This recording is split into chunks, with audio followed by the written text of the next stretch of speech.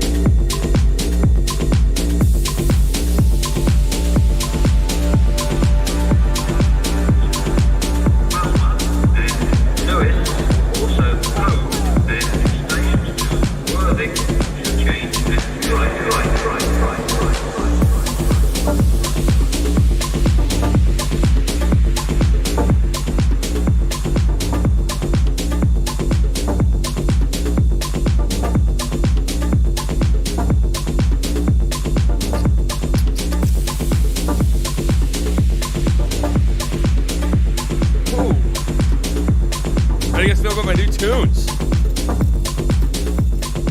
I spent a lot of time this morning going through the database, listening to new music. I got some new tunes. I got a whole new playlist, actually. I felt like it was time. You know, we've had the same songs now.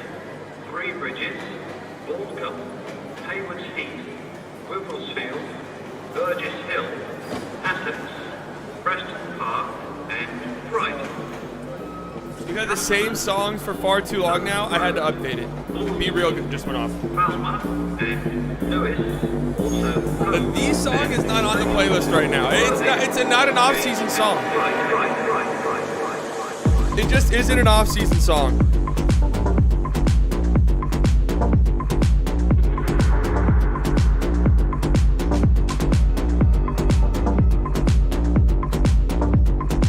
Alright, got my B-reel set. Did you see the Luka action figure? Yeah, I did. I saw it. I'm a little bit confused by it. I gotta be real. I'm a little bit puzzled. I don't know what the fuck I'm looking at.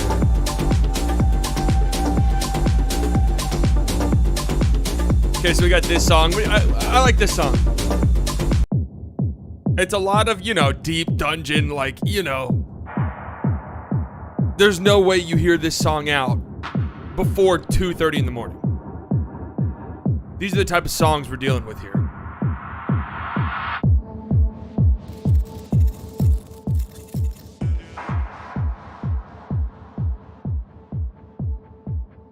How we doing in the world of the new media today? It's good. I've had about 6 or 7 meetings with huge companies. Disney, Walmart, Amazon, Twitch. Huge deals. I told them all, no, fuck themselves. And to be clear, they weren't the ones offering me a deal. I was offering them a deal.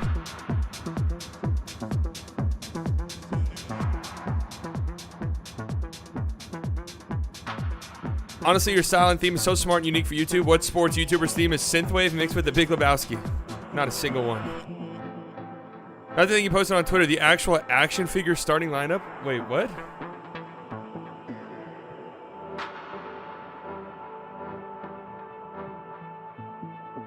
Did he post this on Instagram or something?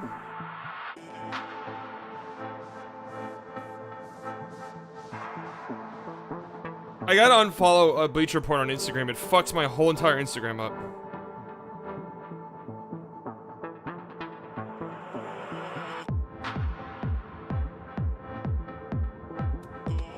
I don't know what action figure starting 5. Not gonna lie, that was the most disappointing moment of his career, the NFT shit. I don't think this is an NFT. Let me start by saying this. I don't think Luka controls his social media at all. Like, I wouldn't be surprised at all if Luka's not on social media in the slightest. At least definitely not on Twitter. No chance Luka's on Twitter. This Luka AI thing.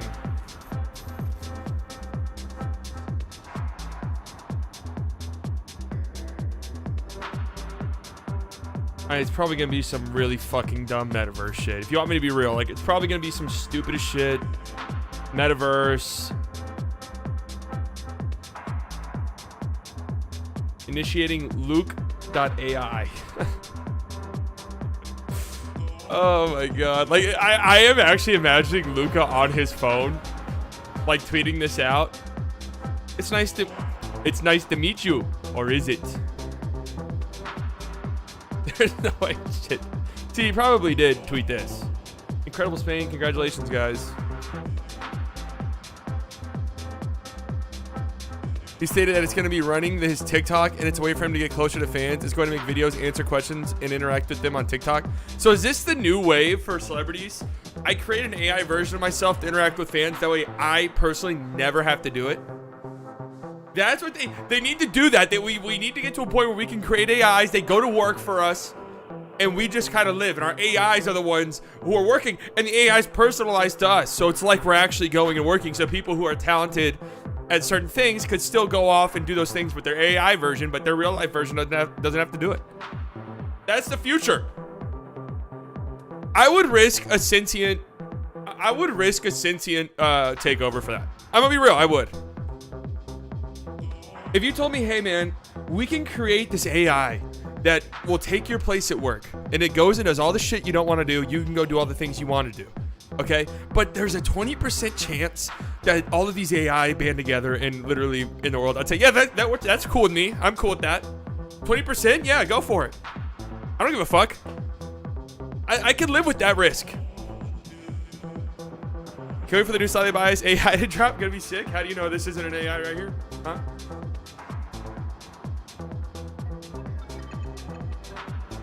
Can my AI commit a war crime and I would get punished? That's an interesting question. You'd have to think about the legality of it. What in the name of God is this? What up, B-Dot? Hello from the other side. Sylvania, love your energy. Luka is playing tennis on Dirk Nowitzki Foundation game. Yeah, that's Saturday or something. I thought about maybe looking into going, but I actually have plans all day Saturday. The building is electric and the fans are going crazy. Hashtag starting lineup is officially back and better than ever. Pre-order your favorite NBA players now at Hasbro. This isn't that weird. I mean, unless these are like $1,000. Okay. $50. Man, Luka's been in the gym.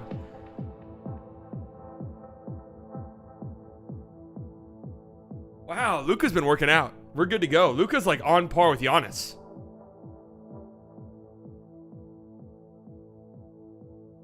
Nice. We don't have to worry about Luka anymore.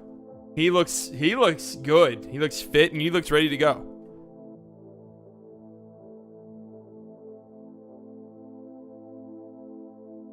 I apologize for the inappropriate relationship I had with Ime.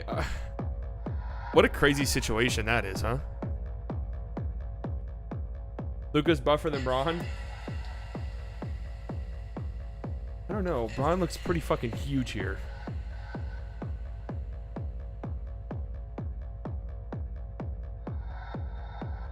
It is nice that the Mavericks have a guy like this. I'm gonna be real. It's just nice having a superstar.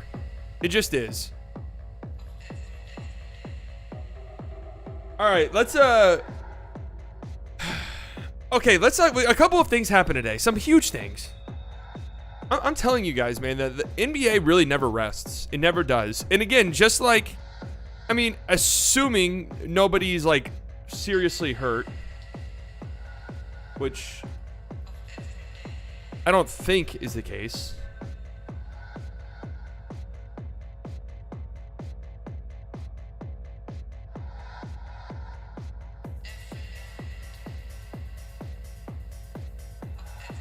I don't think anybody's gotten injured. This is another one of these news stories out of the NBA where it's just like, what the hell's going on in this league? Like, if this were an NFL story, it'd be like, head coach murders its family. Possible year-long suspension. Okay, we're going to talk about this for a second. This one is crazy to me. So Ime Udoka, head coach of the Boston Celtics, obviously, is possibly facing a year-long suspension. Okay, don't know how I feel about this song, actually. Oh. Oh my God. This one's nice. Hold on, let's go ahead and put a little heart next to this one. All right. Udoka had an improper, intimate, and consensual relationship with a female member of the team staff. Sources tell The Athletic it's been deemed a violation of franchise's code of conduct. Yeah, this is like a weird situation, obviously. A lot of people speculating there's more happening. There's been a lot of... If you really keep your ear to the ground, there's a lot of rumors coming out that there's a lot more to this story than we're being told. It kind of seems like he might resign entirely. But that's all pure speculation. And these are dangerous things to speculate on, even though I was doing it on Twitter last night. I kind of started thinking, you know, at first everyone was like, yeah, this is definitely like he's fucking player's wife or something. Like, that's what it seemed like, right? Because the league's not getting involved, but it's a team thing. So it's not anything egregious. Like, people are saying sexual assault. It can't be sexual assault or else the league would have cracked down on it. So it had to be something. And then I was thinking, well, I'm still curious about this. Do coaches get drug tested? Like, that's kind of what I was thinking. Maybe there was like, you know... Maybe Ime like to get down with some Christina Aguilera or something and party a little bit too hard. I don't know. And maybe the team's like, all right, we gotta step in and stop this. It's getting out of hand. Honestly, I'm appalled you can do knee long like this. Let me also say something about this. I hate when shit like this happens to celebrities and we start talking about, oh my God, how could you do this to him or how could you do this to her? We don't know these people. Those people could suck. Maybe Nia Long sucks behind the scene. Maybe she doesn't, and maybe Ime just... I'm not trying to like excuse Ime Udoka. Like, cheating is never good. Ever. Period. But I don't know these people in the slightest. So, I won't speculate on that any further. But I will say, I was kind of shocked by the year-long suspension. Even if it's... We talked about this with during the Robert Sauber stuff. Like, there's a very weird power dynamic when we're talking about... Especially for an owner, in Sauber's case. But even for a head coach... And, you know, other people working in the organization. If you're the head coach, you're like the second most important person there on the staff behind the owner. It's pretty much like the head coach, GM, kind of fighting for it. Like, who's the most important out of those two?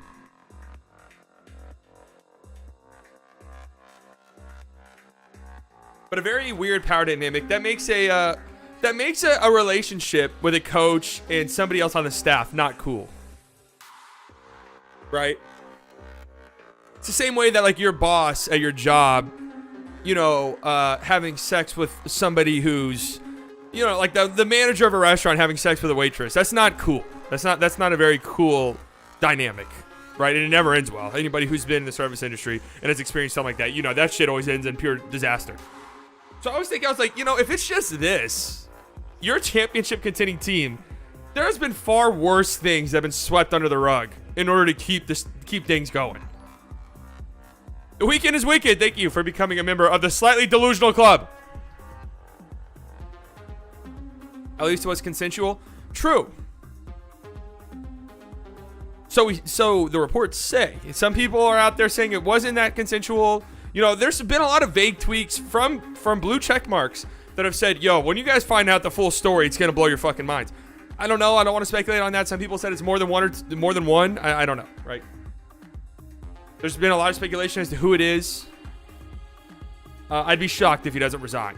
Like, I just would. I'd be shocked at this point. The whole, he might get suspended a whole year, but not fired is insane.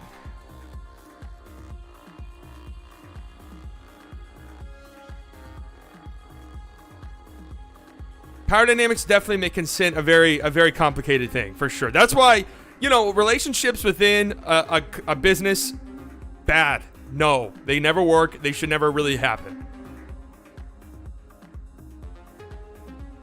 Now, of course, if it weren't, like, if it came out that Ime was having a relationship with somebody outside the organization, that's just like oh man, that's fucked up. But there's nothing really that crazy about it. I mean, I don't think you should get fired from your job for that.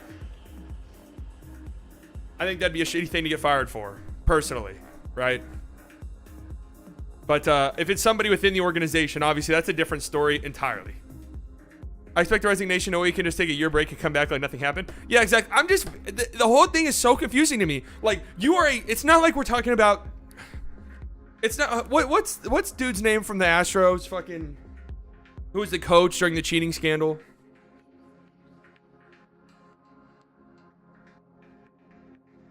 Like, that dude got a year-long suspension for cheating in the sport. Alex Cora too, right? Didn't he get suspended for a year from the Red Sox and then came back?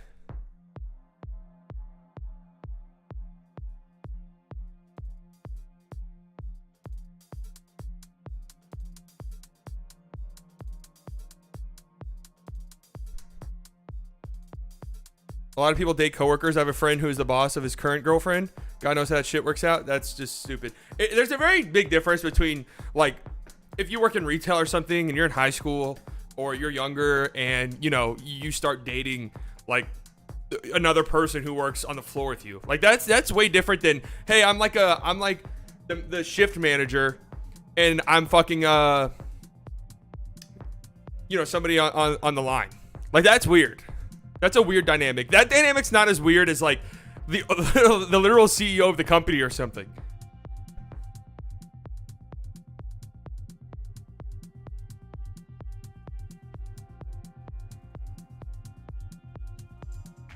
But a year-long suspension and not getting fired, that's crazy to me.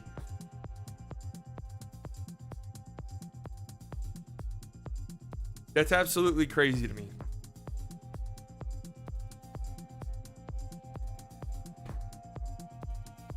I don't know, like, I don't want to go too, I don't really know what to say, because then I'm just, like, going into the rumors that people are spreading that might not even be true. We'll have to see how this plays out. It's obviously nasty. I would be shocked. I would be shocked if he doesn't resign. I'll just say that. I would be absolutely shocked if he does not resign. Especially, I'll just say this. One of the popular theories going around right now is that, no, this is irresponsible. All right, how about this? The Pistons are sending Kelly Olynyk and Saban Lee to the Jazz for Bojan. That's it. That is all the Jazz got for Bojan. Anybody else completely and totally fucking shocked by that? That is next to nothing. I thought for sure, out of all of the players the Jazz had left to trade. Conley, Clarkson, Bojan. I mean, maybe you throw Malik Beasley in there. I don't know if they want to keep him. I thought for sure Bojan was getting it first. Like, I thought without a doubt Bojan was getting it first. And then there were some reports I saw afterwards that Bojan, that the Jazz had some late firsts sent to them, but they're also attached to longer contracts. That does make me think Bertans maybe in a future first. I'm against the idea at this point of trading a first if you're the Mavericks. I just am, right? Obviously, you look at a trade like this and you're like, holy shit, we couldn't have done like Dwight Powell and Josh Green. I don't know if the money would have worked there or not. But this trade for Utah kind of makes sense. I mean, Bojan's expiring. Kelly Olynyk's expiring. I guess Saban Lee, you get some type of young player. But yeah, for the Pistons, this is a great trade. This is a great trade. I love when young teams do stuff like this. You know, you go out and you get Bojan. You're a younger team. Nobody's expecting much out of you, but you might not be bad. Like if Cade takes a huge step forward, which I think he probably will. Jay Nivey has a good rookie year. Sadiq Bey continues to improve. And now you add Bojan into the mix. You're going to be an okay team. Like a play-in, like fighting for the play-in spot. But for a young team, that's really valuable experience. And if it doesn't work out, then you can just trade Bojan at the deadline. I know you kind of hate me for saying it, but I'm kind of disappointed the Mavs did not pick up Dennis Smith Jr. I saw that. Shout out to Dennis Smith Jr., by the way. Very happy for him. Signing with Charlotte. That seemed like a real deal. It wasn't like a two-way or anything like that. But that's huge for him. Going back home, I like it a lot. I really do. And he'll get a pretty good amount of playing time, right? Who's their backup point guard right now? I know they had Isaiah Thomas, but is he even there anymore? Yeah, Jalen Duren too. Yeah. This was Junior would fit on the team 10 times better this time around. I'm actually, like most Mavs, I thought whenever I saw it, I was like, oh my God, Mavs fans will not shut the fuck up all day long. It's going to be a disastrous day on Mavs Twitter. But no, I was actually surprised to see that everyone was just kind of happy for Dennis. That's the way it should be. But I like this deal a lot for the Pistons. I really do. Literally zero risk for them. Saban Lee had his moments a couple years ago when he was like coming up. They're like, who's this Saban Lee kid? But he just really doesn't fit into their plans long term. Because I don't even think he's that young, right? He's like 25 or something. And now you have Ivy. You have Killian Hayes. You still want to he's 23. I don't know why I thought he was 25. He just turned 23. But you got Ivy. You've got Killian Hayes. You're still hoping there's something there. So this is a nice move for them, and I guess Jazz are just giving themselves financial flexibility, and then who knows, maybe Saban Lee's kind of good. I kind of think I was thinking about this yesterday with the Shai Gilgeous-Alexander news. Tragic news. Kimba is Kimba still on the Pistons? That's a good question. Tragic news about Shai.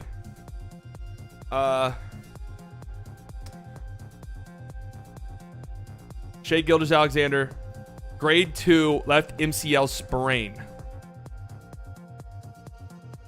Will miss the start of training camp. Now, I saw some people say that this is only like a 2 to 4 week injury thing. Grade 2 MCL is a partial tear of the ligament. Grade 1 equals microscopic. Grade 3 equals complete. MCL injuries very rarely need surgery since it's unique in having a great blood supply that allows the heal. This is typically a 4 to 6 week recovery. So, you know, you would like to think that Shai might start the season on the team. Here's my biggest fear.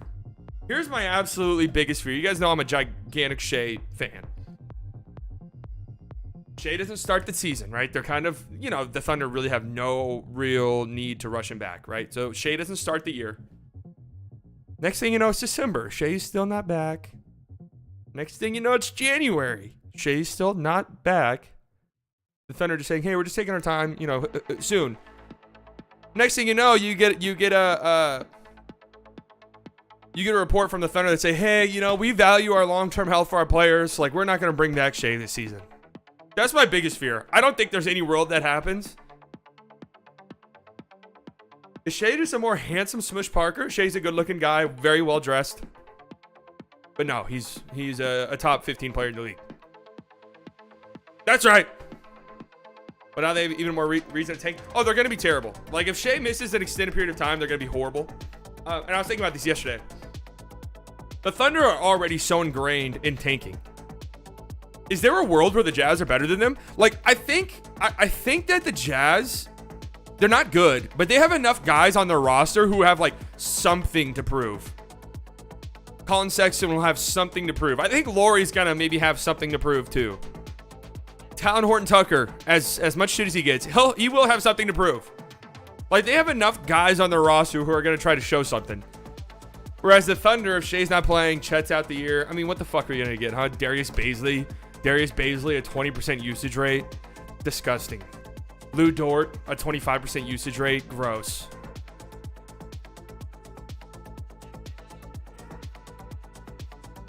No way they lose Chet and are willing to sit Shea again. I hope not. This does suck for my Shea narrative, though, because even if he is ready come, week 1 or week 2 of the season, guys who miss out training camp usually start the season way slower. So this does kind of suck. Josh Giddey's going to snap this year, bro. Remember this? We're going to talk about Giddey in more detail here in a bit, because I do have this right here ready to go. Our best player under 25 tournament bracket. It's all set up. We got some big matchups, some good matchups. I'm pretty excited. I know who won the NBA University bracket, but I think mine will differ. I really do. And there's no Luka or Tatum on this list, by the way, which is fair. In order to do this list right, I don't think you could have Luka or Tatum. Schroeder and Dennis Smith Jr. are both signed. What the fuck is Nico doing?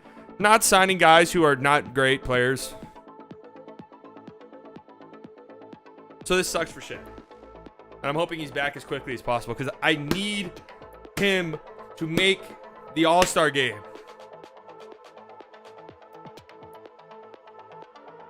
Giddey's going to feast for sure. Probably be top 3 in triple doubles. I don't know. I actually have no idea if Kemba's still on the Pistons. Easy trade with no Luka, honestly. I actually do not know who I'm going to go with. So we're going to see as time goes on. And, okay.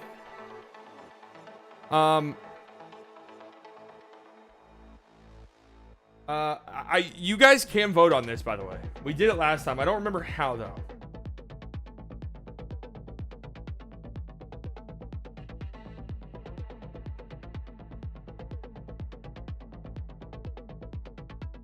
Giddey didn't even have a good summer league. I'm just not ready to believe that his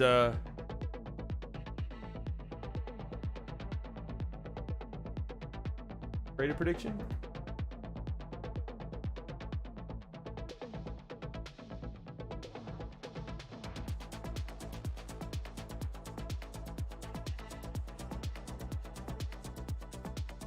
You gotta put the link in chat. Yeah, I'm trying to remember, like, is it just this link right here?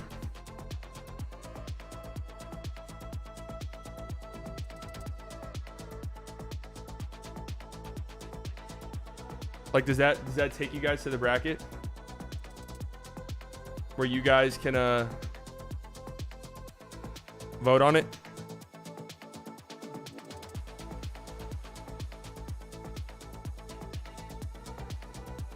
I just hope Luka and Spencer stay relatively healthy all season. If one of them goes down, it's gonna be ugly. The team is definitely built to where, they're not fucking idiots. If Luka goes down for an extended period of time, knock on glass, it's over. It's just over for you.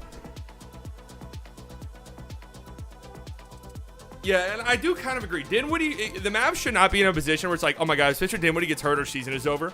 Like, that's a really bad spot to be at, but that's the spot they are at.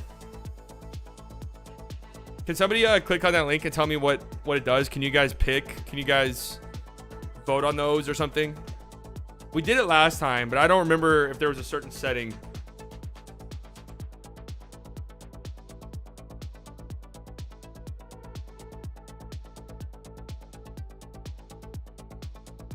Luka gonna average 82 triple doubles. Triple double in every game.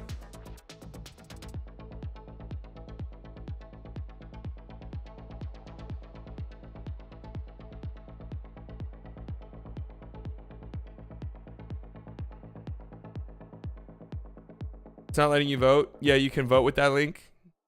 Well, I haven't started it yet. All right, let me start the tournament. All right, now see. Now see if you can vote.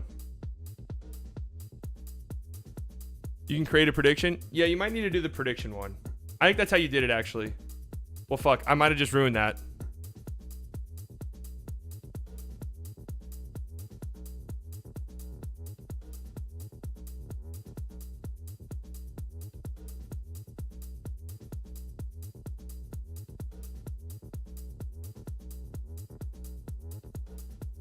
Damn you, New York. What a daytime robbery.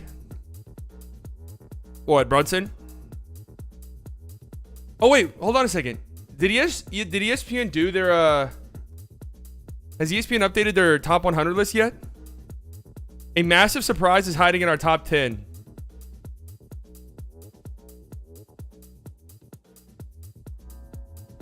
Number 10, Devin Booker. No. Number 9, Ja. 8, KD. Whoa.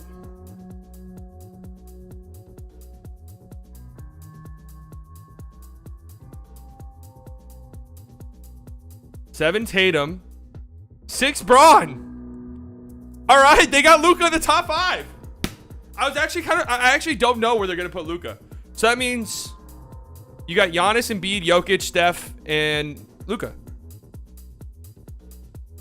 Giannis, Embiid, Luka, Steph, Jokic. Yeah, that's fair. 8 for KD. That's kind of aggressively low. I'm actually going to be honest with you. I'm willing to bet you they put Luka 4. That's my bet. I bet they go Embiid 5, Luka 4, Jokic 3. The question is, do they do Steph 1? Doesn't let me vote? Fuck. Okay, let me see if I can fix this. I've only been on this website 2 singular times. How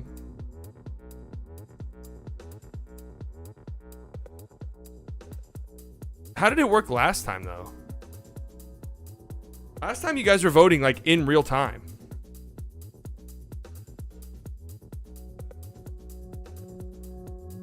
Enable voting for open matches. Oh, here you go. Save. You guys might be able to do it now. This song sounds like something really bad is about to happen.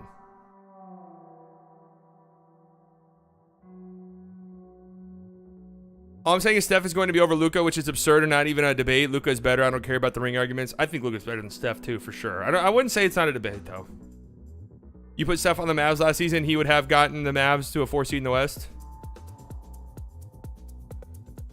Luka is going to have a much heavier workload next year with JB gone. I heard Luka was caught smoking cigarettes and was also very banged up and hurt in the last game versus Poland. Nobody is concerned.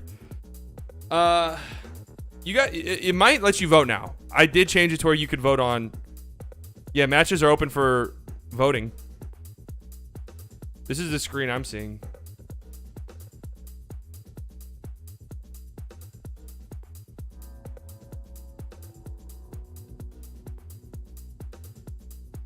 There are some reports going around that the Slovenian national team was up until 5 a.m. the night before the Poland game drinking. There's a lot of party rumors about Luka that I'm a little bit scared of. Like, live his life, whatever. I don't really give a shit. But considering the conditioning concerns, hearing that he's up late smoking fucking cigarettes and just pounding Shvedka does not make me feel all that good.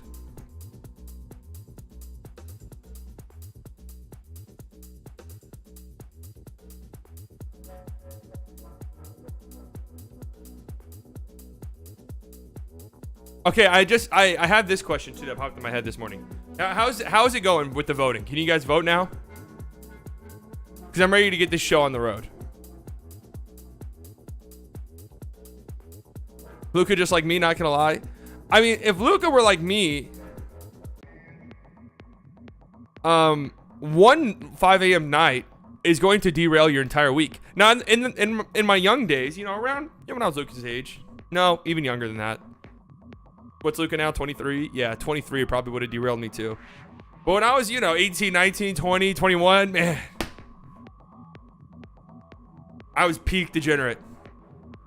There were no bounds to my degeneracy. Now, man.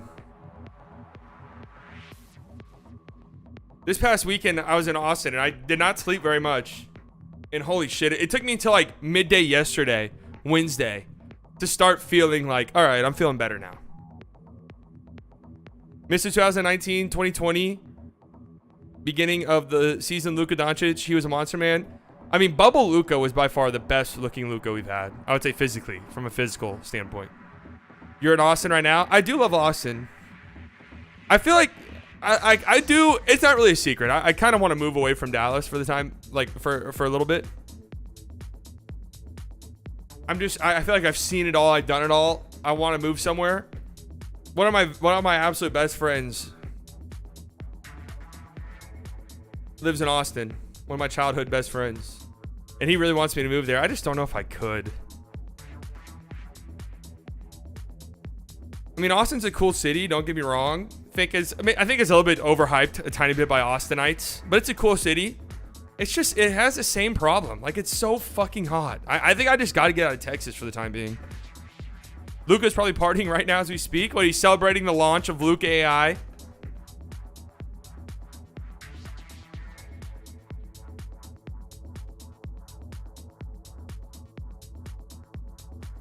ATX is a bit meh. Gotta live in the hill country.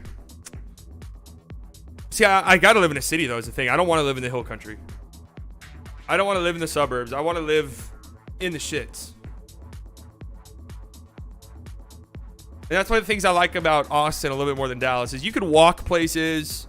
There's a lot of different areas that are cool. But man, it's just still too hot. Like, that's really the thing. That's really the thing. It was a stupid hot this past weekend. We were tailgating before the game started. And I was drenched in fucking sweat the whole time.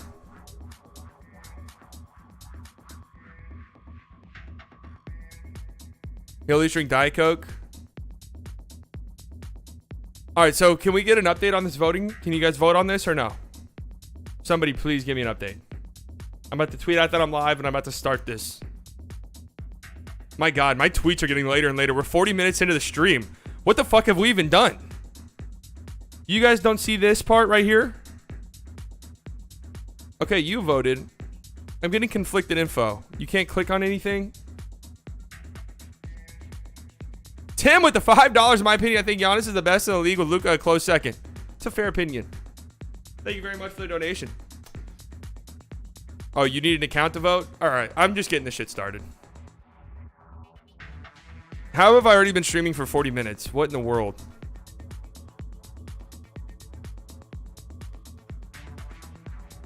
I want to take a screenshot of this bracket.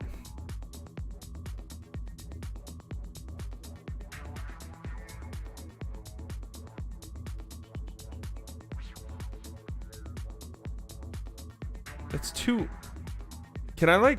No. Fuck.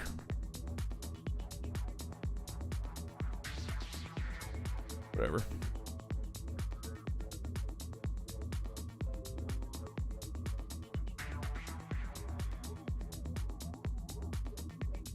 Who has time for accounts? Not me.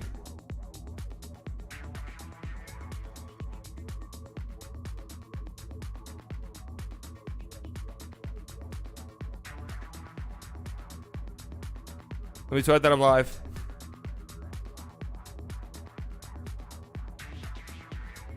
Going over. How should I word this? Going over NBA universities. Best players under 25 bracket.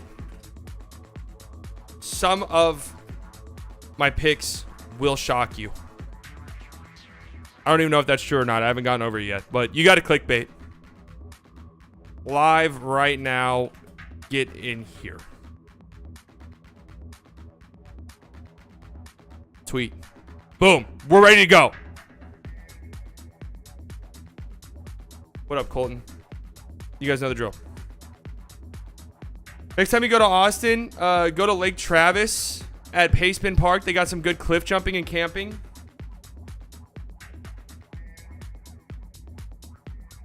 I'm not gonna lie. This past weekend was the first time I've been to Austin in probably like 4 or 5 years. It's been a long time, honestly. I used to go very frequently when I had a bunch of friends who were like at UT and shit. And I was still in Dallas at the time. Just really quick drive for a weekend. Way better than anything else I was doing. But it has been a while. Austin feels like it's grown so much. It has, man. Everywhere's grown. I like, whenever I was in college, I would come back to Dallas after 5 months and just be shocked by what I've seen.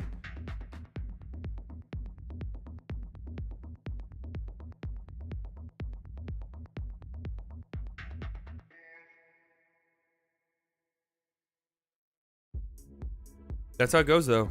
All right, I'm excited for this. I really am. So the criteria, let me pull up NBA University's tweet. The criteria here is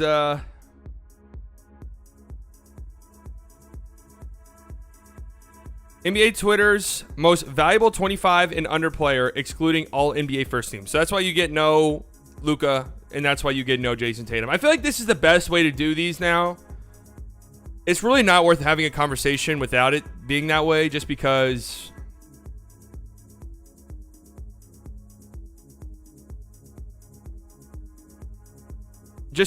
Luka's always going to win that debate, and then Tatum's always going to be second. So then the conversation is going to be, okay, well then who's third? So it's just best to eliminate them from the conversation entirely. That's how good they are. And you know what? You could even make the argument that Tatum's not quite there yet, but like, there's some guys on this list would you rather have over Tatum? I don't know. Okay, so this was the original tweet. NBA Twitter, who is the player 25 and under, excluding first-team All-NBA, you want most for the rest of their career? Determining long-term value weighs many factors. Ceiling, median outcome, contract, personality, durability. All right, so keep that in mind. We are talking contract here. Keep in mind, contract is a factor. All right? And this is just, who do you want the most for their career? This isn't, I'm starting a team and this guy's going to be the best player on my team. You've got to add this to the Dorian propaganda. Steph Curry, when guarded by Dorian Finney-Smith in the playoffs, 3 of 14 from the field, 1 of 5 from 3. I just avoid talking about the Warriors series in general, because anytime I do and a Warriors fan watches, they're like, well, who won? Who won the series, though? And it's just like, oh, God. Anthony Edwards is the best under 25, excluding Luka and Tatum. I'd personally pick Edwards over Tatum. Oh, man. Anthony Edwards is really... The Anthony Edwards hype is through the fucking roof this offseason. I wouldn't say Warriors fans are the worst. They're just the most vocal by far.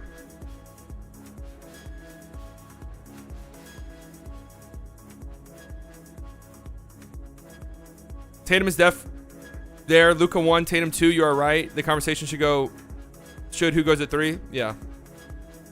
I would not take Anthony Edwards over Tatum. Tatum would be my number 2 for sure.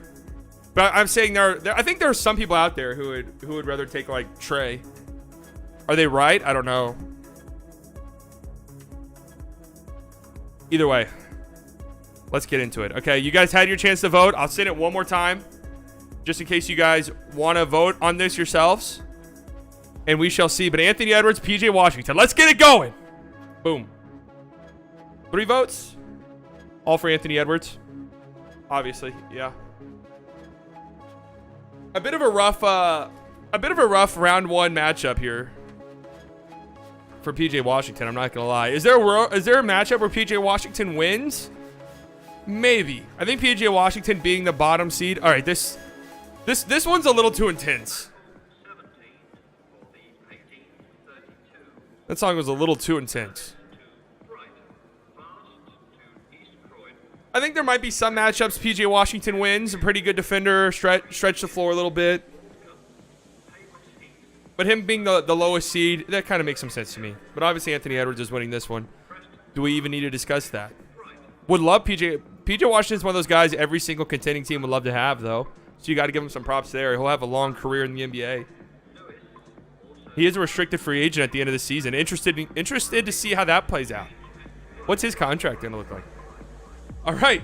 This was the one here whenever NBA University originally tweeted this and people were voting on it. This was the one that I was actually the most stumped by. I'm not going to lie. Wendell Carter Jr., RJ Barrett. Now, of course, most people, you guys all picked RJ Barrett. The poll was actually kind of close, if I remember. I think RJ won it. But, man, I'm like kind of... If we're factoring in contract, which we are, I'm actually kind of thinking I pick Wendell Carter Jr. And here's the reasoning. He's on maybe the most team-friendly contract in the NBA currently. I think he's making like $14 million a year. His contract is absurd. Absurdly friendly. Great contract. He's just a modern center in every sense of the word. He is who you need. He's who you want. He's what you want in a center in today's NBA. Plays good defense. A versatile defender. Can kind of do everything offensively and is only getting better every single year offensively. And he's really poised for a major breakout. Like Wendell Carter Jr., he had a mini breakout last year. Like anybody who was kind of following knew that Wendell Carter Jr. was having a great season last year. I think he's poised for like a major breakout. And he is just, if I'm building a center and I know, look, I'm gonna be real. For me personally, I'm really not there on RJ. I'm trying my hardest. I think RJ can be a very good role player in the NBA. Like if his shot becomes more consistent, he can be a great 3-and-D guy at bare minimum. That's still very valuable. But I'm not there on RJ leading my team. So I'm not looking at either of these guys as being the number one on my team. I just think Wendell Carter's skill set is a little bit more valuable. I'm going to be real with you. I'm going to go Wendell. On top of everything I just said, a very friendly contract compared to RJ Barrett too. You know, his contract's not terrible, right? You pay for potential in the league. But Wendell Carter's contract is just stupid good. I got to go with it. I honestly think, I really do think, even if you took contracts out of the equation, I still think I would go Wendell Carter Jr., to be honest with you. He's an incredibly versatile center. Yeah. Evan Mobley doesn't get talked about enough. I kind of agree with that. If RJ was in San Antonio, would we give a fuck? I would say yes, just because RJ had a pretty huge fan base going into the draft. Wasn't he the number one?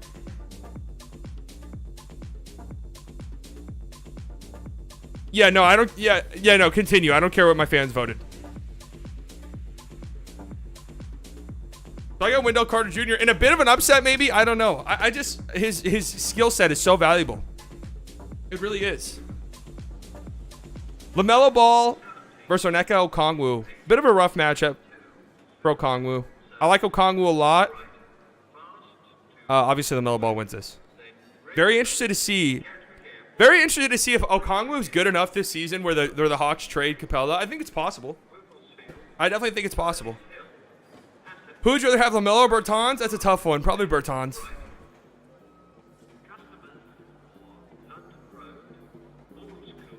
Obviously, there's no world where you're taking Okongwu over LaMelo Ball. And I also ignore the seedings off to the side here. Like, this is the only way I can make it work. So just ignore the seedings, right? I think LaMelo Ball was like a 3 seed, and Okongwu was like a 14 or something crazy like that. But I want to unleash Onyeka so bad. I think it's coming. I really do. I think the writing's on the wall for Clint Capella being gone.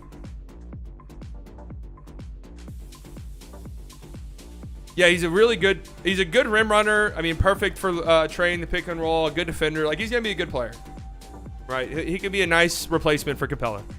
But going up against LaMelo Ball, obviously, no real chance.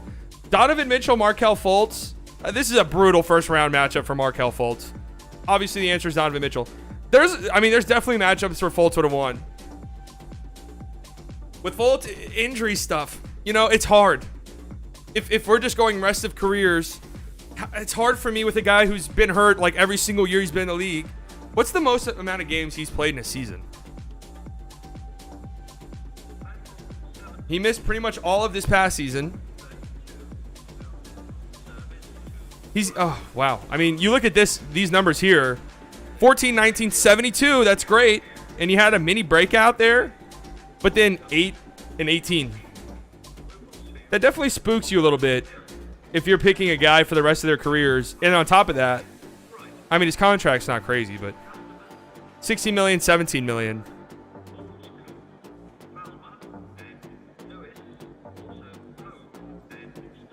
Fultz has grown on me. No, Fultz, I like Fultz a lot. He's a great playmaker. Fultz is a tremendous playmaker. He's one of the best in the NBA. But injuries, There's still the shooting stuff. There's still the scoring stuff. That's a little bit spooky.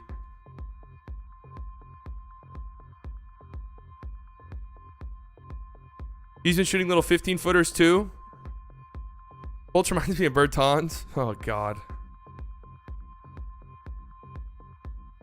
But obviously Donovan Mitchell. Like, would you take Fultz over Io? Would you take Fultz over Okongwu? Would you take Fultz over PJ Washington? Yeah, probably, of course, right? Just a brutal first-round matchup. I can't believe Donovan Mitchell is still under 25. What the fuck?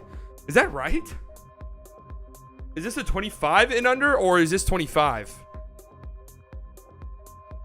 He's 26. What's Donovan Mitchell doing in this bracket? Hi, it's my first time here. What up, Krishna? Wait. Is it Donovan Mitchell, or did I misread the bracket?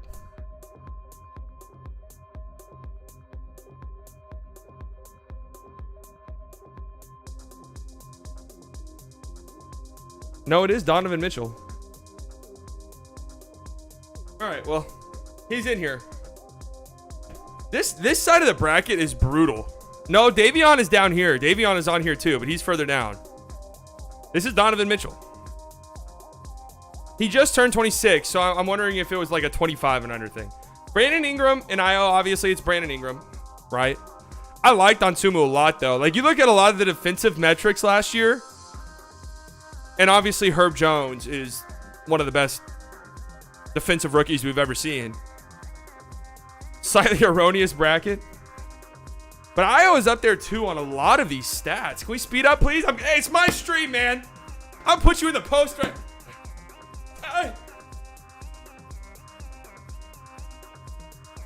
Obviously, Brandon Ingram's going over Donsumu. I like him a lot, though. A lot of the defensive metrics, love him. Absolutely love him. So he'll carve himself out a nice role in the league. Obviously, offensively, it needs to come along a little bit more. But he's still super young, and I'm sure it will. DeJounte Murray or John Collins, two teammates battling it out. John Collins, another one of these guys. Feels like he's been in the league my whole life. We're going to DeJounte, obviously. The perimeter player will always take precedence over the post guy, especially a post guy who cannot create his own offense at all, and especially the post guy who defensively, it's just not really there. I'm not really a John Collins guy. Like, I know a lot of Mavs fans have drooled over him in the past when he was a restricted free agent, when he was requesting trades. I'm not there at all on him. I like him a lot, but I'm not willing to drop everything I'm doing to get him. I'm not willing to spend 25, 30, 35 million dollars on him at all. I need somebody. Yeah, John Collins 42% from 3 last year for sure. A good shooter, like legitimately. I was gonna say a good shooter for a big, but he's just a good shooter, period. Obviously, the off-ball play is really nice. Catch and shoot, can cut, can run the pick and roll. I mean, the alley-oop threat is there. It could space the floor vertically and horizontally. Wood or Collins? That's a good one. That's actually a good one. I kind of like, with the Mavs roster construction, I kind of like Christian Wood's creation a little bit more. But that's a pretty good one. That's a pretty good question. If the roster construction was a little bit differently, I would probably say John Collins, but the Mavs need somebody who can create their own shot a little bit more than that. All right, next one is Jordan Poole and Lonzo. That's a brutal one for Lonzo. Somebody actually voted for Lonzo. I mean, it's Jordan Poole. I mean, yeah, Jordan Poole's great. Jordan Poole's great. Lonzo, I'm feeling not good about him. He had another surgery yesterday. Lonzo had another surgery yesterday, and I'm getting terrible vibes.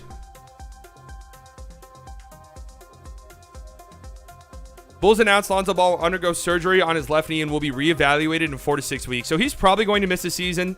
This was a knee injury that was originally supposed to only keep him out a few weeks, I believe.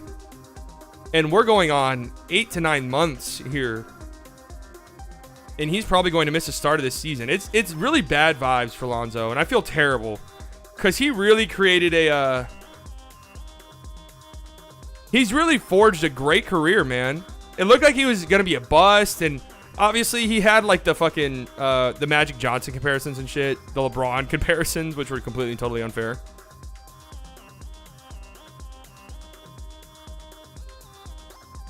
But as a 3-and-D guy, and with the absurd playmaking too, I mean, he's one of the premier perimeter defenders in the league. His three-point shooting has, I mean, his three-point shooting, that should be a motivator for anybody and everybody who can't shoot threes. Yeah, true. He got paid, so at least he's got that going for him. But now, I just don't know. Really sad. I feel terribly for him. But obviously, Jordan Poole is getting the vote here because of that, one, but also two, he's just better. He just does things that you feel you could maybe build around. There's all-star potential there. Faceman, thanks for subscribing. Shai Gilgeous-Alexander, Josh Primo. I like Primo. There's some potential there, obviously. I mean, it's Shai, right? Is Josh Primo still one? I know last year Primo was the youngest player in the league, right? Or was it Giddey? Either way. A lot of room for growth there. A lot of room for growth. But obviously, Shai Gilgeous-Alexander is a pick. Trae Young or Obi Toppin. Obviously, it's Trae. Obi Toppin had a really good end of the year last year. Oh, wait. Are we on a new bracket? Okay. I'm just going to do the first round first.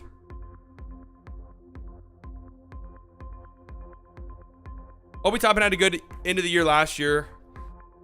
He just doesn't defend, man. It's just, I can't get there. Obviously, Trae Young doesn't defend either, but he's a guard, a small guard. So I feel like I could live with it, especially considering his offense. Obi, I don't know. I just don't know. Everything offensively is kind of nice, though. He can shoot. Obviously, the dunking talent. Great athlete. But damn. I'm just not that big of an Obi Toppin guy, to be 1,000% honest with you. OG and Jaden McDaniels. This is kind of a funny-ass matchup. I still feel I like OG a lot, but I still feel Trae Young is what Bertans was supposed to be. Magic Johnson is what Bertans was supposed to be. I love OG, but I still feel the idea of OG is way better than reality. Obviously, it's going to be OG in this matchup. But Jaden McDaniels is a really fucking good defender, and his shooting numbers just skyrocketed in the playoffs last year. I forgot which it was the Maxey propaganda video that Maxey had the second biggest jump from regular season true shooting percentage to postseason. The first was Jaden McDaniels. He came to play in the playoffs, and a lot of people think he's going to be a big breakout guy on top of his insanely good defense. But OG, I mean, you're getting one of the best perimeter wing defenders in the league. A lot of untapped offensive potential. The idea of OG is still better than the reality. That's just true. That's just facts. If you're generational and you're generational as a creator for yourself and others, I am more forgiving of being a complete zero on defense. Yeah, oh yeah, of course. Like if you're a big or a forward like Obi Toppin and you're a zero on defense, your offense has to be like fucking prime Carmelo levels, and it is not, obviously. Jared Allen or Jalen Suggs? Jared Allen. I'm not ready to give up on Jalen Suggs just yet, though. Might be willing to trade Bertans for Jared Allen, but only if we get like 4 more picks in return. And as you should. That's a fair asking price. It's obviously Jared Allen. I'm not gonna lie. I don't know how far Jared Allen will go in this. I don't think there's like a real generational center on this list or anything, and I'll pretty much always go towards the perimeter players. But Jalen Suggs, he's got a long way to go offensively. Defensively, it's really nice. Defensively, it's there, and he picked it up in a major way after coming back. What was it, like a wrist injury or something last season? But it was ugly at times offensively for him, and that's understandable, right? Rookie, 19, 20-year-old rookie. But as the 4th overall pick, was that what he was? Or 5th overall pick, right? Because 4th was Scotty. As a 5th overall pick, you would have liked to seen a little bit more, I think. But defensively, it was nice. Jamal Murray or Cole Anthony? It's obviously Jamal Murray. Crazy Jamal Murray's even on this list. Another guy that feels like he's 28 years old. Cincinnati days when I was mad that they went with Jordan over him. That was such a bad decision on two different teams' parts because the Rockets took VO over Jared Allen. Stupid as shit. Jamal Murray over Cole Anthony. Okay, a couple days ago I said I don't think there's any empty stats guys in the league. I think that's not fair. Cole Anthony might be as close as you get. But I think Cole Anthony is peak, like, somebody's got to do it. That's the type of player he is. Somebody's got to score on this team. Since the Nets day, oh, wait, I already read that. What does this one say? If the Mavs get Jared Allen and another ball handler, they become instant championship contenders, maybe even favorites. You can say that about a lot of teams, though. If you add an all-star level center to their team. I don't know how I feel about Cole Anthony. He's just one of these weird players where does a contending team love the idea of having a guy like Cole Anthony? And on top of that, if you're a young rebuilding team, wouldn't you rather like one of your recently drafted guys come in and sort of be the guy who shoots the most?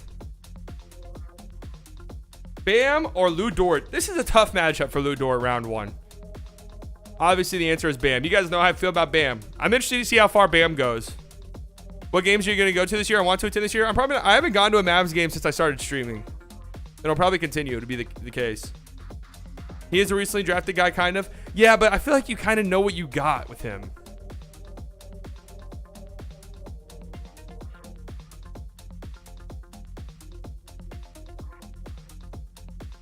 I like Lou Dort. Defensively, you know who Lou Dort is. I mean, the advanced metrics hate his guts. He's always like towards the very bottom of every single, like the LeBron, the PERs. What are some of the other ones? What up, Jeffrey? Raptors. Like, they hate him. But he's obviously an insanely good defender. Still think he's one of those guys. These primary defensive guys who have shown a glimmer of hope offensively. The idea of them is always way better than reality. I'm talking RJ. I'm talking OG. Lou Dort is definitely in that convo. But obviously against Bam, he's got no chance. Warriors and Bulls talking extensions, so my guess is they let Draymond go next year. Draymond or Clay? I think one of them's getting the boot. Yeah, Draymond's a free agent. You want to max. It wouldn't surprise me at all if he's gone.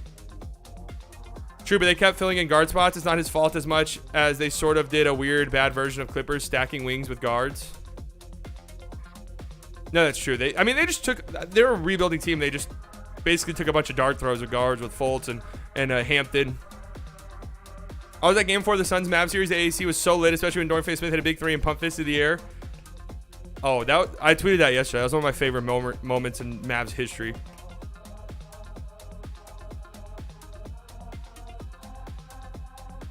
DeAndre Ayton or Colin Sexton? I had to think about this one a little. I'm going to be honest with you. I had to think about this one a little bit. Colin Sexton is so overhated. It's unbelievable. But DeAndre Ayton is definitely getting the vote here. Just a really good modern center. Defensively, versatile. Offensively, he's got a pretty nice skill set. And I think he's a little bit untapped in Phoenix, which is kind of crazy to say because he's playing with a point guard that gets centers tons of fucking money and Chris Paul. But I still think if he was unleashed, like if he had gone to Indiana, if the Suns hadn't matched that contract and he went to Indiana, I think he would have put up some surprisingly good numbers. Some surprisingly great numbers. Especially next to Halliburton, too. But Colin Sexton, man, I don't know. I don't get the hate for him. I really don't. I would understand if he was putting up whatever it is he put up. 26? I don't remember what it was exactly. But if he put up mid-20s on, like, garbage efficiency and was just putting up 23, 24 shots a night, I would kind of understand the hate.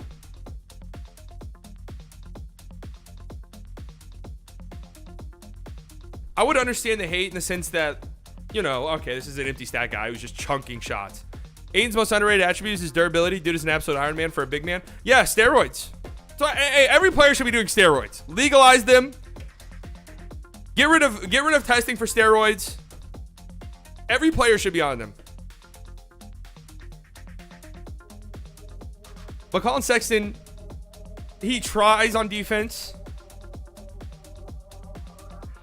And he's a bucket. You think people hate Sexton's attitude? Maybe. Who the hell's hating on Colin Sexton? Dude, a lot of fucking people do not. I don't know if hate's the right word, right? It's not like people are like, I hate him. Fuck him. It's more so like, oh, Colin Sexton? Yeah, he's a bum. Yeah, he's an empty stats guy. He's not a winning basketball player. 24 on decent efficiency, and just before the team got good, they never got to see how he would have functioned in the good version of the Cavs. Yeah. Agreed. But obviously, Ayton is a very tough matchup for him round 1.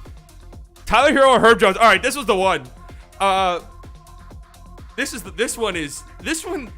Are we overthinking this? Let's see what you guys said. Wow. Okay. I'm going Herb Jones, and let me explain why. Let me explain myself, okay? Please. And maybe I am overthinking this. It's very possible. Very, very possible I'm overthinking this. Neither of these guys are franchise, the faces of the franchise. Herb Jones, Tyler Hero. None of those guys are going to be the faces of your franchise, right? You're not building your entire team around either of those. They're both going to be complementary pieces. Hero, 3-level scoring ability. It's great, and that's rare. That's a rare trait to have. He's a legitimate 3-level scorer, an absolute bucket. But there's going to be moments where he cannot be on the floor. There's going to be moments in the playoffs where he's getting hunted relentlessly on defense, and you're going to have to take him out of the game. Unless you have built an insane defense around him. And there's also that factor to Hero where it's like, if the scoring's not there, what really am I getting from him? He's not that consistent of a score.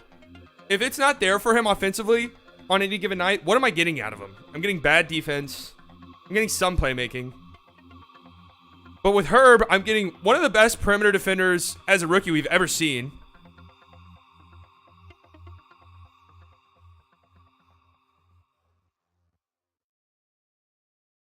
With Herb, we're getting one of the best perimeter defenders as a rookie the league has ever seen. And his 3-point shot will come. I feel confident in that. That's an irreplaceable. I mean, that's a 35 to 40 minute player in the playoffs. That is a 35 to 40 minutes per game player in the playoffs. He's guarding the toughest. He's guarding the best player on the opposing team. I know I get that every single night. I'm going with Herb. If neither of these guys are the faces of my franchise, I'd rather have Herb. I'd rather have Herb on the Mavericks, I think. Some people would say Hero because we don't have a shot creator. I don't know, man. I feel like you can never have too many wings. Scotty Barnes or Isaiah Stewart. It's obviously Scotty Barnes, Rookie of the Year. I like Beef Stew. I mean, he's okay. I don't really have too many strong opinions about him. But it's got to be Herb. Scotty, sorry. Zion or Moses Moody. I feel like that's a bit of a tough round 1 matchup for Moses. But man, they're hyping him up. Warriors people are hyping him up, but the answer is Zion, obviously. Desmond Bane or Robert Williams. This is a tough first round matchup. It's Bane, obviously, for me. I would rather have the wing player 10 times out of 10.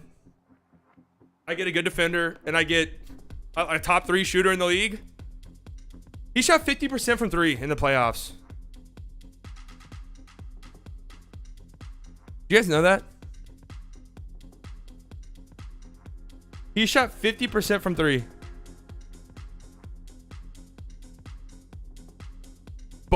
Both seasons. His rookie year, 50% in that series against the who'd they play in that? Oh, the Jazz. That's right. The Jazz were the fucking 1 seed. Isn't that crazy? He shot 50%, 2.5 attempts. Not a lot. But then 48%, 49% if we round up on 7.3 attempts against the Timberwolves. And then also against the Warriors.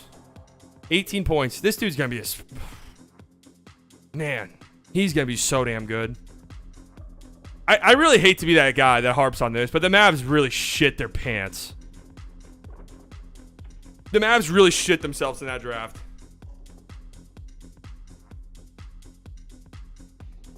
It doesn't even feel like Scotty won Rookie of the Year. Yeah, that's true. It really doesn't. I like Robert Williams a lot, though. Versatile center. The injury stuff scares me with him, though, to be honest with you. Bane, super valuable player. This is a brutal second-round matchup for Desmond Bane. Franz Wagner or Denny? Definitely Franz. Who's voting for Denny? I like Denny, though. I mean, he's a really good defender, but the offense has to get there, or else I don't know what his role is going to be on a team realistically. What year is he in? Is he in year 3? Is he going in year 3? You guys know I love Franz Wagner. Denny, it could get there. I'm not that hopeful. Tyrese Halliburton or Kevin Porter Jr.? Obviously Tyrese. You guys know how I feel about Kevin Porter Jr. It's just a weird player for me. A weird player for me to assess. And it's not really his fault. I don't like him at all in the point guard role. I don't in the slightest. But as a scorer, it's there. The scoring talent is there. Like a 6-man, I need a bucket. Kevin Porter Jr. comes in. I'm feeling good about that. Him being my starting point guard, gross. Icky. Tyrese Halliburton being my starting point guard, good. I think Tyrese Halliburton, he's definitely a dude who could lead the league in assists some years. Maybe this year. I don't know. I feel like Tyrese Halliburton's going to be like a fantasy monster. He's going to, I mean, who else is going to be scoring points in Indiana? He's going to be putting up points. He's going to be racking up assists. Love me some Tyrese Halliburton. Shout out Kevin Porter, though. I just don't know. I don't know how I feel about him. Jaylen Brown or Zaire Williams. Obviously, it's Jaylen Brown. Zaire Williams is a nice player, though.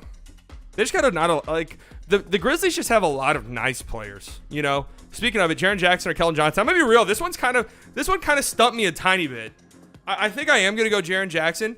He's still a guy, even though he led the league in blocks this past year, and even though he damn near won Defensive Player of the Year, I still feel like the idea is better than reality for him. Keldon Johnson, though, if Keldon Johnson was on a good team, I feel like people would really appreciate his contributions a little bit more. Jaren Jackson's getting the nod, though. I'm interested to see what we're going to get out of Keldon Johnson on this dog shit team. I really am. No rookies on this list either, if you guys didn't notice. Jaylen Brown will have a fallout with the Celtics after being in trading conversations with KD. Damn, they're kind of crumbling. Is this one of the worst off seasons for a team that went to the finals in a long time?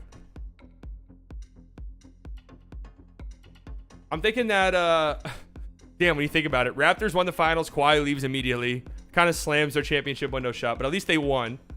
Warriors lose the finals to the Raptors. KD leaves. Clay has a torn ACL. That was kind of a disaster of an offseason.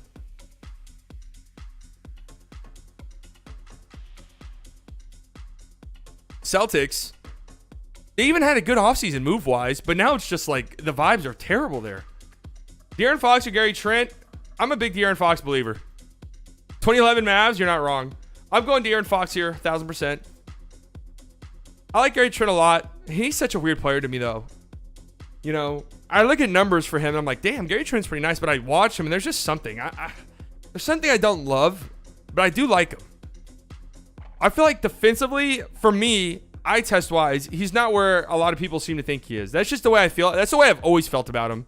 Going back to his days in Portland, when people are like, Gary Trent, great 3-and-D guy, I'd always watch him and be like, really? I guess I just don't know. But De'Aaron Fox can have a monster year. I really think he is. Him and Shea. If it comes down to him or Shea, final All-Star spot in the West, I could see that being a reality. Obviously, I'm going to go Shea 10 times out of 10. But I think De'Aaron Fox is going to shock some people. He was really good after the Halliburton trade, too. Mobley or Davion Mitchell? I am a Davion Mitchell believer. But obviously, he's not getting the vote over Mobley. Davion Mitchell is getting compared to Drew Holiday before the draft. You can see it, man. You can see it. Offensively, it's really got to get there. It was kind of ugly at times, but he was a rookie kind of put in a shitty spot, especially after the Halliburton trade. His defense is fucking legit, though.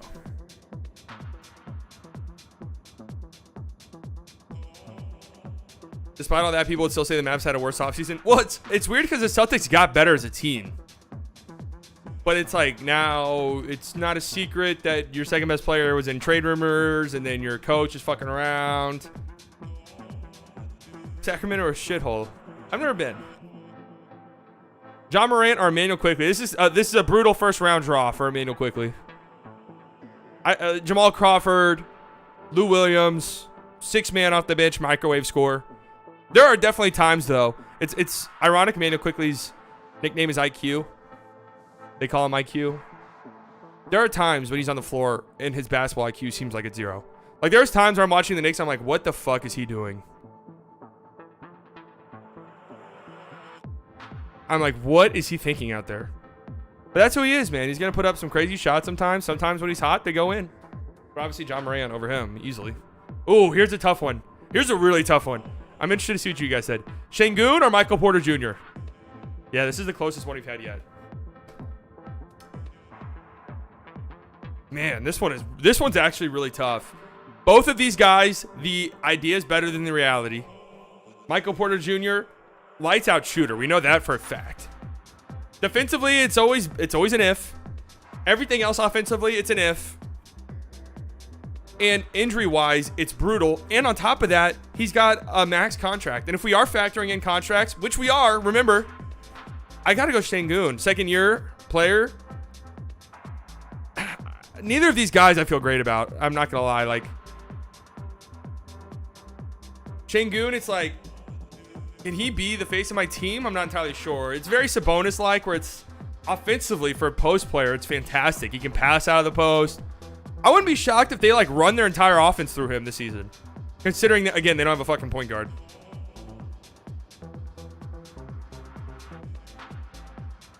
He's got great post moves, good post score. Defensively, it spooks me. Michael Porter Jr., defensively, it spooks me. Knockdown shooter. The shot creation isn't where people thought it would be. And then the injuries are just terrible. Which team is better, 2020 Lakers or 2019 Raptors? That Lakers team was stupidly good. That Lakers team was stupidly good, man. They were a juggernaut defensively. They had shooting. LeBron was great. AD was great. That team stacks up against a lot of teams. That Raptors team was really fucking good, though, too. I was saying Goomba, he's not talented enough to be the first option on a contender. No, agreed. Neither is Michael. I don't think Michael Porter Jr. is either. Like, we're getting to that point in Michael Porter Jr.'s career. Like, he could have been. There was times early in his career where it looked like he could have been one of those guys. But we're kind of to the point now. I mean, he was in the same draft class as Luka. We're at the point now, it's like, all right, you got to show me something now. And you're always injured, and you have a fucking gigantic contract. Maxey or Precious? A tough one for Precious. It's got to be Maxey. But Precious is a great small ball 5, though. I think he's going to have a big year. I really do. I mean, the Raptors need him to have one. But I like Precious a lot. Shoot the 3 a little bit. Good defender. Kind of a perfect Raptors player. Jalen Green or Sadiq Bey? Pretty brutal stuff for Sadiq Bey. It's got to be Jalen Green. Love Sadiq Bey, though. I mean, anybody... I know people poo-poo any 50-point game now. People say it's so easy. But scoring 50 in the NBA is pretty crazy. So Sadiq Bey dropping a 50 bomb last year. Dude can shoot his ass off and score. But, I mean, Jalen Green could be the face of your franchise. Sadiq Bey, probably not.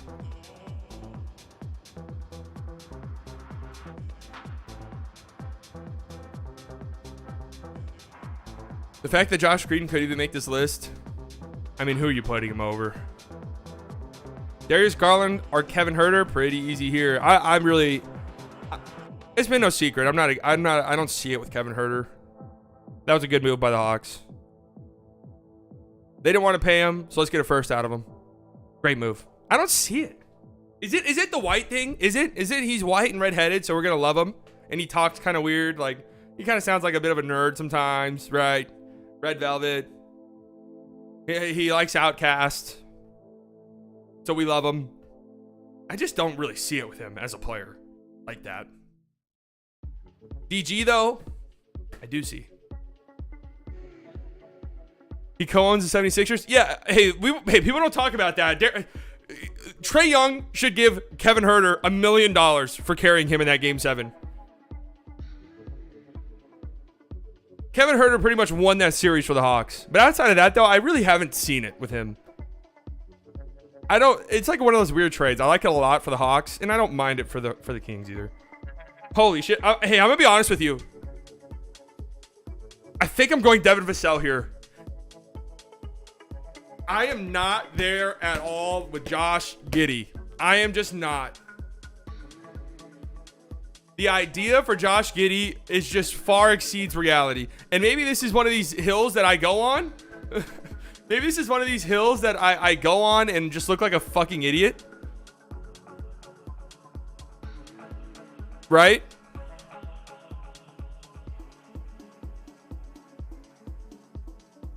This very easily could be a hill that I look like a fucking idiot on.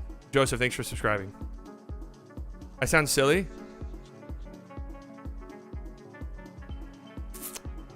Look, man, I just got to call it like I see it.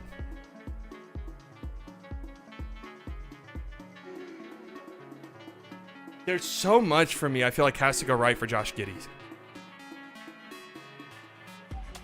There's so much that needs to go right.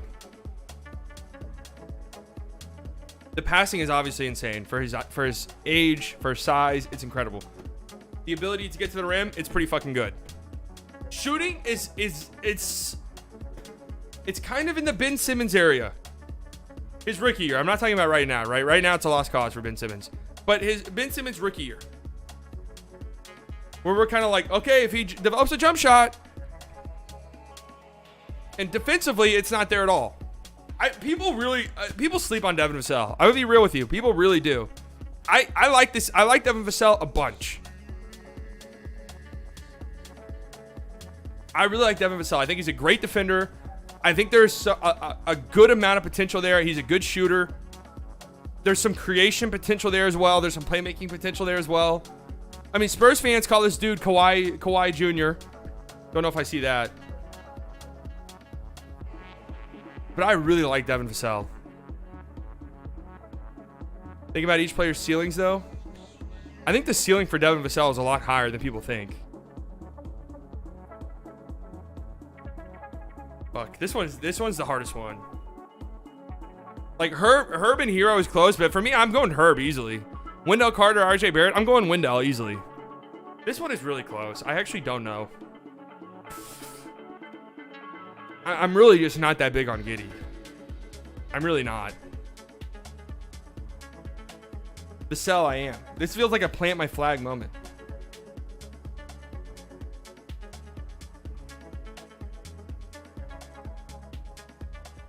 My reputation is on the line here.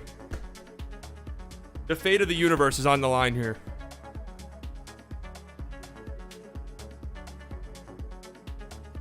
Let me take to Twitter.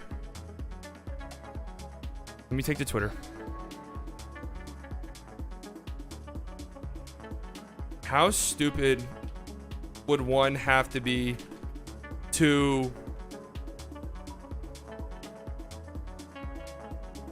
like Devin Vassell as a prospect more than Josh Giddey?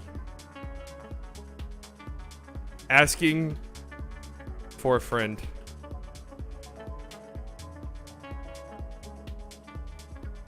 I think if Vassell was on the Warriors, Knicks, or Lakers, this wouldn't be hard. So you're agreeing with me?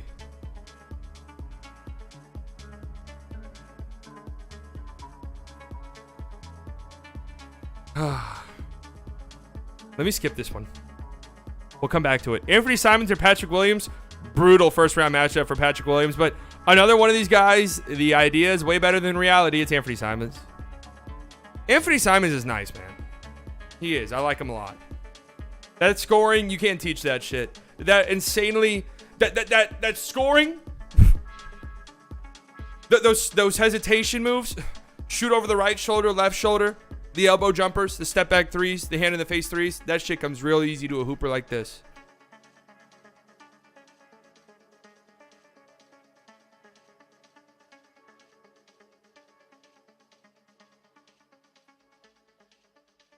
Cade Cunningham or DeAndre Hunter? DeAndre Hunter broke my heart, man. Fuck him.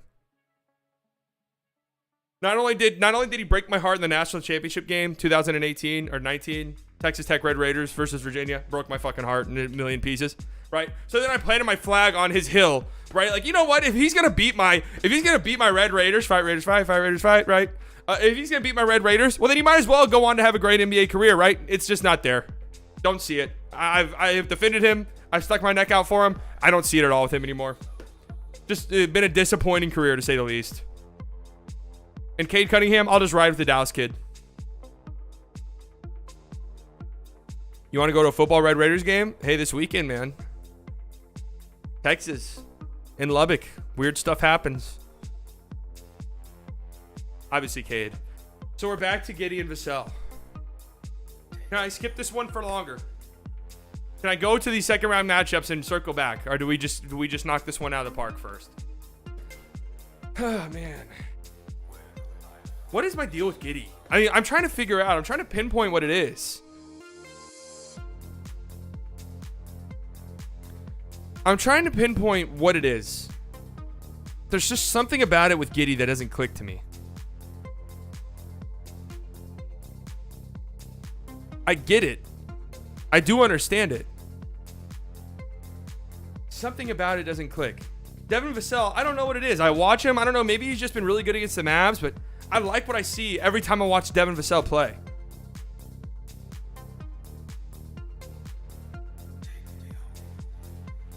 What was the original? Let me look at the original bracket. Like, what were these two seeds?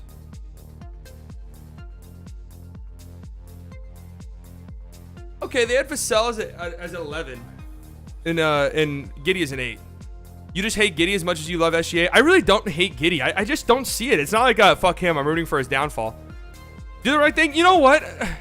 I gotta have some convictions, right? I'm going Devin Vassell. I don't give a shit. I'll plant my flag here. I've seen enough of Devin Vassell to really like him. And I just don't know. For Giddey, I need to see it. I hate the, well, if this guy turns into a good defender and a good shooter. Those guys, when does that ever happen? How often does that actually happen? Where a guy is not a shooter at all, and they're like, well, if his shooting can actually get there. And I know Giddey's like 19. I know he's young as shit, so it could definitely happen. But how often does something like that happen? Very rarely, I feel like. Very rarely.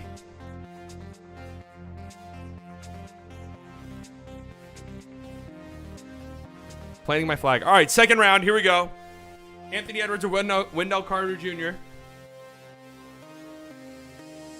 He can run an offense, and I value that. Rubio gets the same knocks.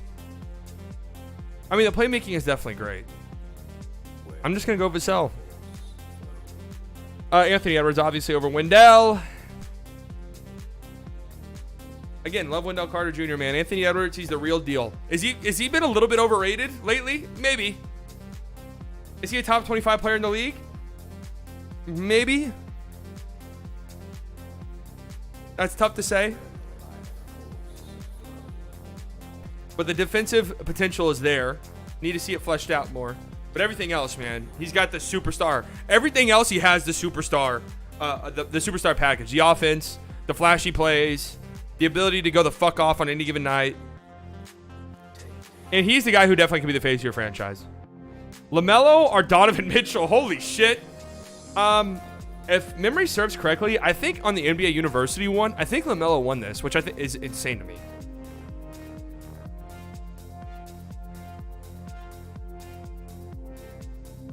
It's got to be Donovan. I've already seen higher peaks from Donovan than I've seen from LaMelo ever, and Donovan is still young. So I'd rather have Donovan. And yeah, the defense isn't good. The defense isn't good for LaMelo either. And Donovan Mitchell, I've seen some of the most insane postseason ascensions I've seen in a very long time. It's got to be Donovan. As much as we like to shit on him now, you know, LaMelo Ball definitely could be a mega superstar. Kind of like Anthony Edwards. He can go off any given time. He's got the flashy plays, great playmaker, good size. So, I mean, he could be a good defender if he ever tried. Really locked in. Donovan Mitchell, I don't think will ever be a great defender. He's just too small. Donovan Mitchell is one of those guys where, at least this is how I am. He's one of those guys where you hear Donovan Mitchell is 6'2". And you're like, wait, what?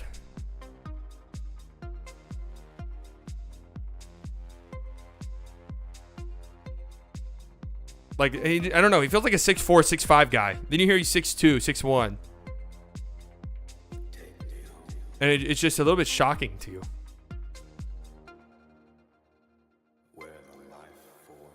Okay, the talking in some of these songs creeps me out. Yeah, Mitchell he does have a big wingspan.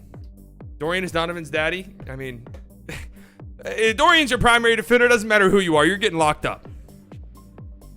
The other NBA University poller, he was graded the second best defender in the NBA. LaMelo and Lonzo make me cringe. They have talent, but I wouldn't want either of them in my team. Maybe it's just me, but I think they don't have the dog in them. I think Lonzo actually has that dog in him. I think LaMelo definitely has some dog in him too, though.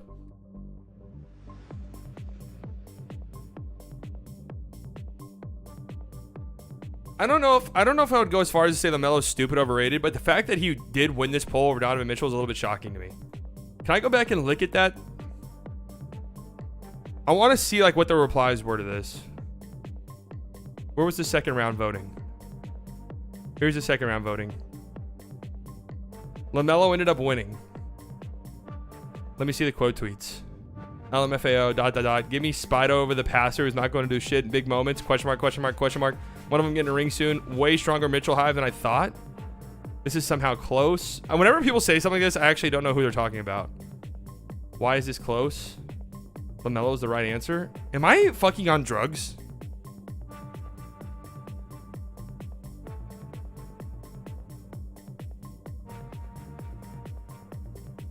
I feel like Donovan Mitchell has actually become mega underrated.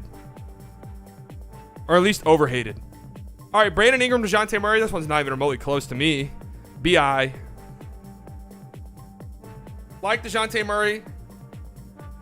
I think he's actually been a little overrated as of late, though. I'm going to be real. But a good player.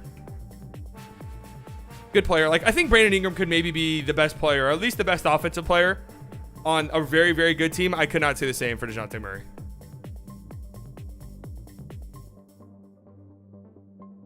Cannot say the same for DeJounte Murray. Brandon Ingram, I like a lot. Great player. Jordan Poole or Shai Gilgeous-Alexander? Do I even want to know who won this? Do I even want to know?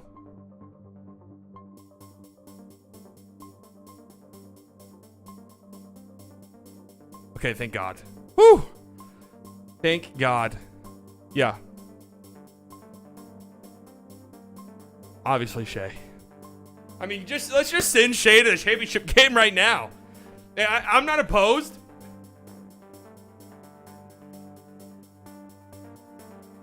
So coming out of this little region, Anthony Edwards, Donovan Mitchell, Brandon Ingram, Shai Gilgeous-Alexander. That's a pretty fucking good 4 right there. That's a tough one. Jordan Poole, I don't know. I don't see superstar ceiling with him. A lot of Warriors fans think that he's like superstar star ceiling. I don't see it. All-star, maybe, yes. Defensively, it's horrible. It's terrible. And it's not like a Steph situation where it's like, oh, it's bad, but it's passable. Like, it's fine. When he locks in, it's pretty good. No, it's fucking egregiously bad. And obviously, he benefits tremendously from playing with the Warriors in a lot of different ways. And how he's perceived, his development, what's asked of him on the floor. But he went off when Steph was out. I got to give him props here. Like, he's a good player. But Shai is just better. All right, Trae Young, OG. I mean, this isn't even a debate. Do we even need to talk about it? Again, I like OG a lot. I know there's some people who love OG. The idea is just not. The idea is not where reality is for me with OG right now. But if his offensive game ever came around in a major way, holy shit! Like, we're talking about one of the most, maybe the best role player in the NBA, possibly. Jared Allen or Jamal Murray? Who won this on this one? I'm going Jamal Murray. Just always give me the perimeter player. Is how I feel. And we've seen Jamal Murray have insane playoff and both of the times he's been in the postseason and healthy, he's just far outperformed where he was in the regular season. And you got to respect guys like that. You have to respect guys like that. Full situation reminds me of Harden's in OKC. Wow. This one is fucking so close. People love Tyrese Maxey, man. People really love Tyrese Maxey. It's crazy. I mean, I kind of get it. It's Maxey and an 8 close. A lot of casuals. Shouldn't be close. Every time someone says this, I actually don't know. Maxey clears. How do we vote? I don't know if you can anymore. I'll put it in the chat one more time. You gotta have an account.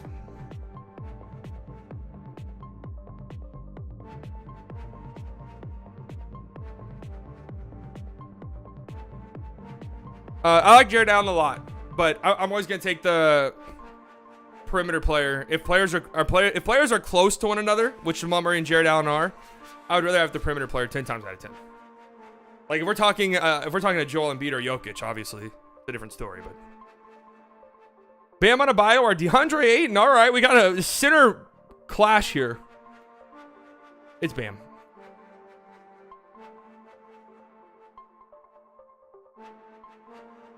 It's Bam. Love Bam. Ayton is just too soft for me sometimes. Bam a little bit too. Bam's indecisiveness offensively, man. It's maddening to watch. It really is. And it really pisses Heat fans off. Like, anytime I watch a Heat game, then I go check in, see what they're saying on their Reddit or, like, on Twitter. Like, Bam is an easy target for them.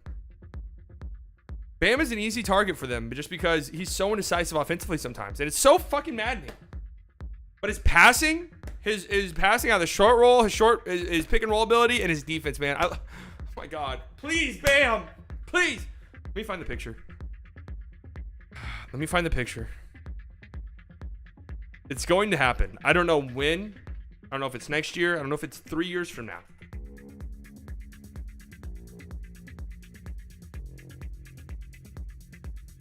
I don't know if it's next year. I don't know if it's 3 years from now. I don't know if it's this deadline.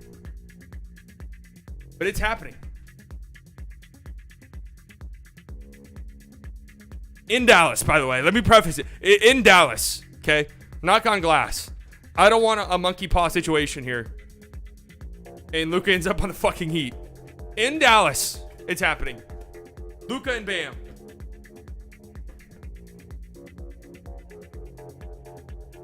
That would be a great duo. Holy shit. Make it happen, Mark.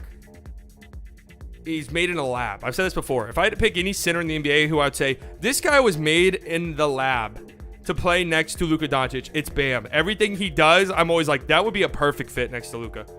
Absolutely perfect. I remember I had Bibbs on one time and he said Ayton was made in the lab next to Luka. The in Dallas came too late. Herb Jones or Scotty Barnes? Well, Scotty easily. Make a Bam propaganda video. See, the thing was, I was hoping to have these propaganda videos done in enough time where I could do non-Mav propaganda videos, but they take way longer than I thought they would. I mean, way longer. Luka, Bam, Edwards will be the future big three of the Mavs. Hey, man. Anthony Edwards was in hustle. Luka was in hustle. Do I even need to talk about this one? Scotty Barnes over Herb. Zion or Desmond Bane?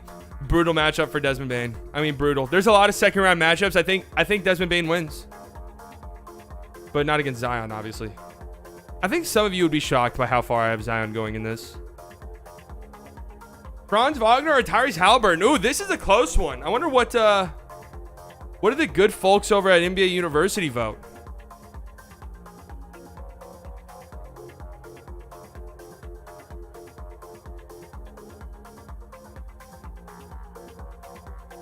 What do the good folks vote? Oh, wow. I did not think it would be this close. That is close as shit. 50.5 to 49.5. Franz. I'm going to go with Franz too, I think. But this is a tough one, man. I like Halliburton a lot. But there's just this do-it-all potential from the wing spot for Franz Wagner, and he's big as shit and lengthy as shit. I got to go with Franz. There's creation potential. The defensive potential is through the roof. It has to be Franz. I like Tyrese Halliburton a lot, though, man. Could lead the league in assists some years. And I don't know if either of these guys will ever be the number one on a great team, but Franz Wagner, great player. Great young player. My God. The Bulls, you guys fucked up. That Vucevic trade, you guys are going to hell for that trade. That's horrendous. Jaylen Brown or Jaren Jackson? This one's not even remotely close to me. Jaylen Brown. Again, the idea of Jaren Jackson is just too far away from reality for me personally at this point in time. Great player, but there's a lot of things that need to be cleaned up, I feel like. Jaylen Brown.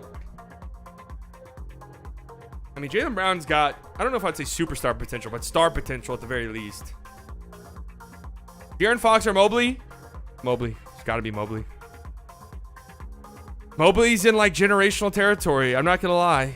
It's there. You could see it. The rookie year, that was the talk going into his rookie season was, okay, you know, Mobley's got like this generational defensive potential, and then there's this huge offensive upside. And he showed enough in his rookie year for you to be like, okay, I see it. It's there. I see it. He still has to tap into it, but I see it. He's fucking good, man. This matchup right here is brutal. John Moran or Sengun, I mean, really even need to talk about this one. Tyrese Maxey or Jalen Green? I mean, it's Jalen Green for me. The potential is there. Maxey's a better player right now. But Jalen Green, I think, just has a little bit more potential. Here's the thing with Maxey. Like, Maxey is the third option pretty much every single night. There's something to that. I mean, there just is. I'm not saying that, he's not good, but no, Maxey's definitely not empty stats. He plays on a winning team. I'm actually shocked LaMelo Ball won this. Really. Darius Garland or Vassell? Darius Garland. This makes you feel a little bit better about the Vassell pick. Like, they're getting out of here in the next round anyway. Some nights he's the fourth behind Toby. That's true. I love Darius Garland so much. You guys know that, man. I think my pick is he's going to lead the league in assists this year. That's my guess. Actually, I don't know. It might be tough. Donovan Mitchell's going to eat into that playmaking a little bit. Well, holy shit. He's so good, man. So quick. So shifty. Such a good passer. I love Darius Garland's game so much. Devin Vassell was a great run, man. Cinderella run. Darius Garland 2022 version of Steve Nash. It's a little spicy. Darius' future MVP. I don't know about that. Anthony Simons or Cade Cunningham. Yeah, definitely Cade for the future, for sure. Cade's got superstar potential, 1,000%. Cade's definitely got best player on a championship team potential. I don't know how much I can say that about people on this list, but I can say it with Cade. Holy fuck. This round is brutal. This round is absolutely brutal. I want to see what the voting was on the on this round, on the third round. How far back do I have to go? Here it is. Sweet 16. Here we go. Anthony Edwards, Donovan Mitchell.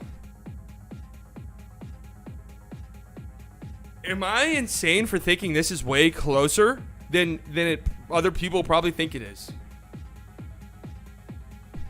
Am I insane? I'm going to pick Anthony Edwards, obviously. Like, I'm picking Ant. But if you were to tell me it's Donovan Mitchell, I don't know how much I would argue with you. And obviously, LaMelo won in this other one, which is a travesty. Why is there 20 quote tweets here? I find it hilarious that people think Anthony Edwards, who is 5-22 without Cat and 12-13 without D'Lo, is better than LaMelo.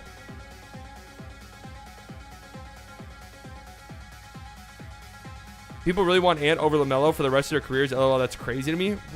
It's crazy to me that people pick Donovan Mitchell over LaMelo. Of all of the he's going to be a Laker conspiracies out there, LaMelo seems like the most likely one, so I'm rocking with the future Laker. Okay.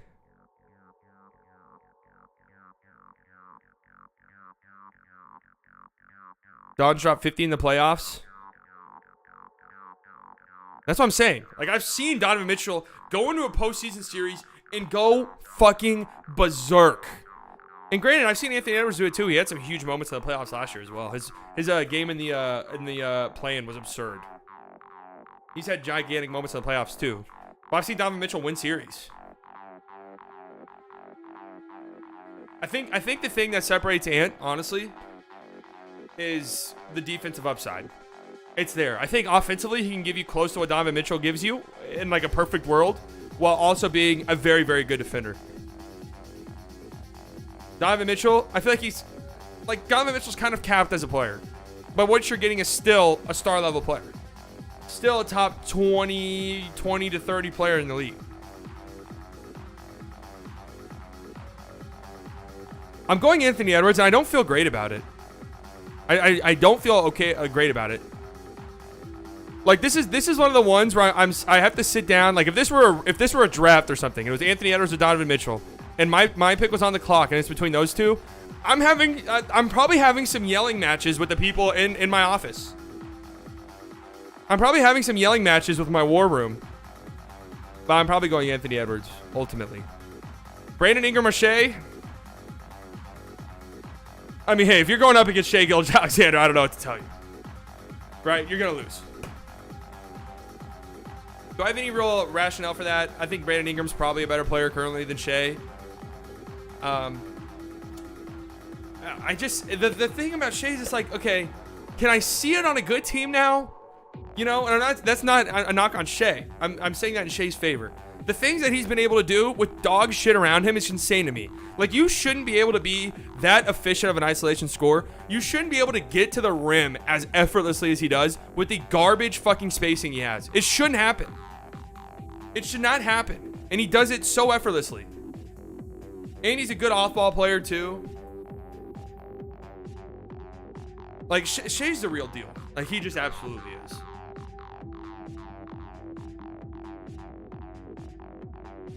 Absolutely as real as it gets. Trae Young, Jamal Murray. This one's pretty easily Trae for me. You guys know I love Trae.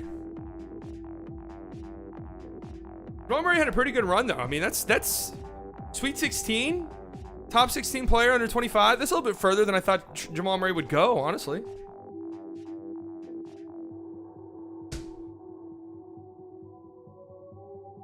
You have single-handedly made me a Shea fan. I'm happy to hear that. I'm happy to awaken people. But Trae Young, obviously, over Jamal Murray. You know, I was thinking about this. Somebody posted on Twitter yesterday. These clips of Jamal Murray playmaking.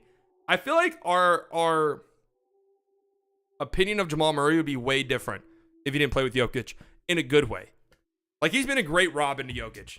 The fact that he's a really good off-ball player and the fact that Jokic can, like, cook and do his thing as a playmaker and Jamal Murray's cool with that, that's really great. But Jamal Murray's a good playmaker himself. Like, if he had to run an offense, he definitely would be able to do that. I feel like his standing around the league would be way better. And he's a pretty decent defender, too, all things considered. But Trae Young clears. I mean, Trae Young's a generational offensive player. Bam or Scotty? Oh, shit. Wow, 2 votes for Scotty, no for Bam? Wait, how did this go in this poll? Assuming, okay,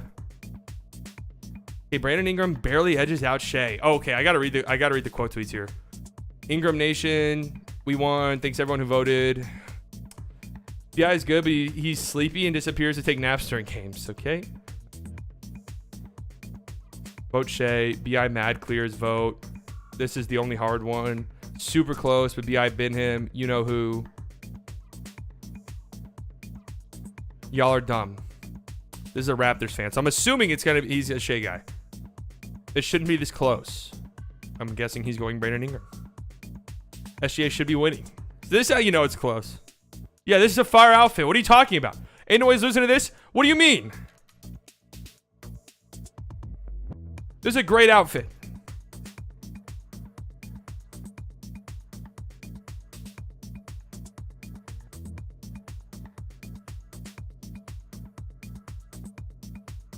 I gotta go Shea. I just have to. He's my boy. Trae Young clears, obviously. Oh, wow. This is a little bit shocking to me. Am I like...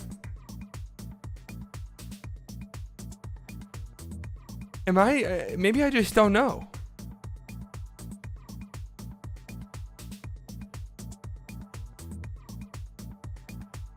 I gotta go Bam.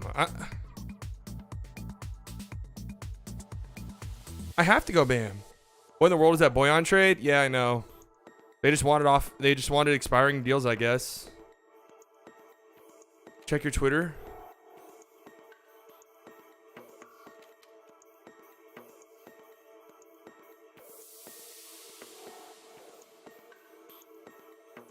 What am I looking at here?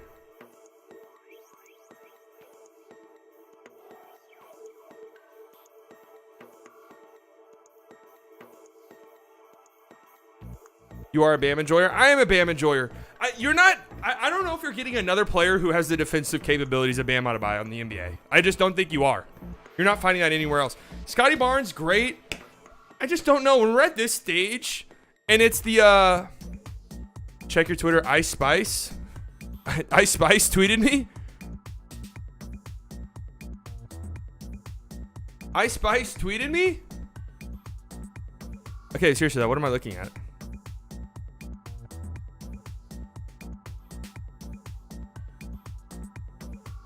Right now, probably Bam, but Scotty will for sure be better. How, though? Where is this for sure coming from? There's definitely a world where he is. I'm going my guys. You know what? I actually don't give a fuck. I don't even need an explanation. I've been a Bam Adebayo believer. I've been a rider of Bam Adebayo. You know, his playoff performances, have they been a little bit stinky at times? Yeah. Has he been a no-show? Sure. But I know what I'm getting defensively. I'm getting a defensive player of the year level player. Boom. Planting my flag. Dude from Pick a Side is a Giddy lover and he subtweeted your tweet. I like the Pick a Side podcast a lot, by the way.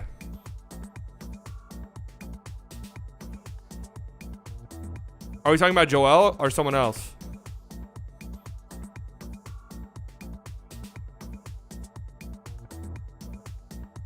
Bam plays like an NPC.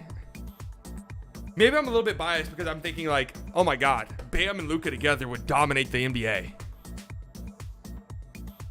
Much higher offensive ceiling, which he's shown more consistently than Bam. Also, Scottie can be an all defensive level. He regularly plays guards, the other team's best player. You know, this one's really tough, actually. I'm not gonna lie. I don't want to sit here. I don't want to sit here and say that this one's an easy choice because it's not. This one's brutally difficult. If Bam wins Defensive Player of the Year last year, do we have this conversation? He very easily could have won it. If Bam has...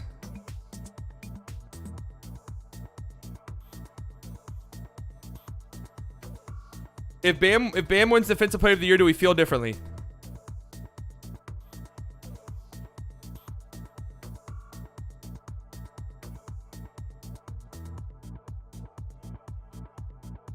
I'm sorry, I'm going Bam. That's just how I feel.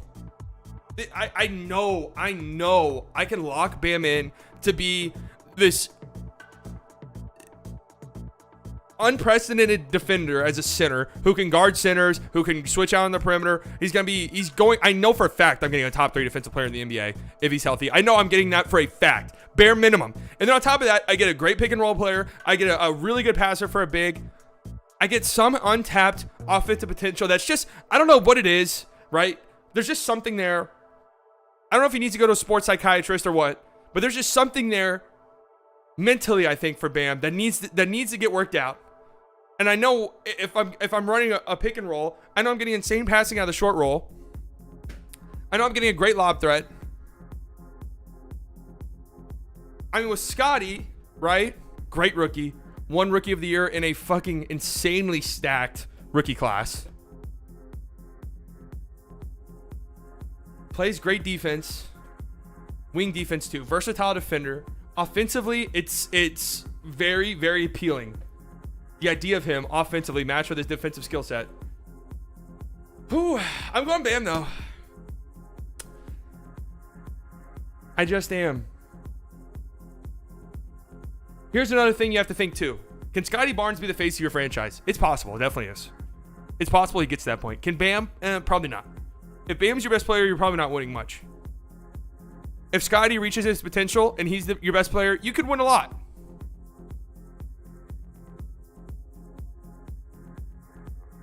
But Bam as my Robin, oh, that sounds so good to me. That sounds so great to me. Bam was the second best player on the team that almost won the finals. I'm rocking with him.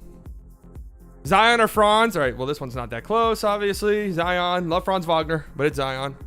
I need Slide to have a guest spot on the Pick a Side podcast. Hey, tell them, not me.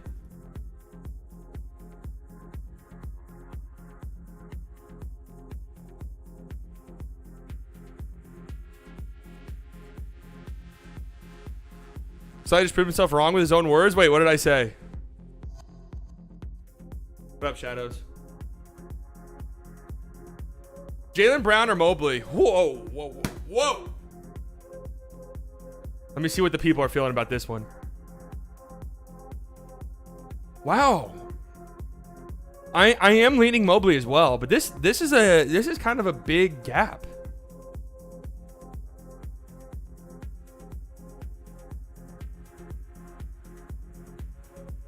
If Scottie reaches his best, he can win a lot. Well, yeah, no, I'm not denying that, but for Scottie, it's not like it's guaranteed. It's not like it's like, I think Anthony Edwards is much, much closer. Because Anthony Edwards, what people are saying from him is not guaranteed at all. But it's much closer. Like, you see, it makes a ton of sense. Scotty's is not, Scotty's ceiling that people give him, it's not quite there. And I've been on record saying Scotty is like an MVP level ceiling. But he's far from it. There's no guarantee at all he reaches that. Bam is a much better player than Scotty currently. A healthy 2020 Heat would have beaten the Lakers. I don't know about that. That Lakers team was fucking stupid. So many damn casuals in the polls. Mobley will never be the player Jaylen Brown is. I don't know about that. That sounds very casual to me.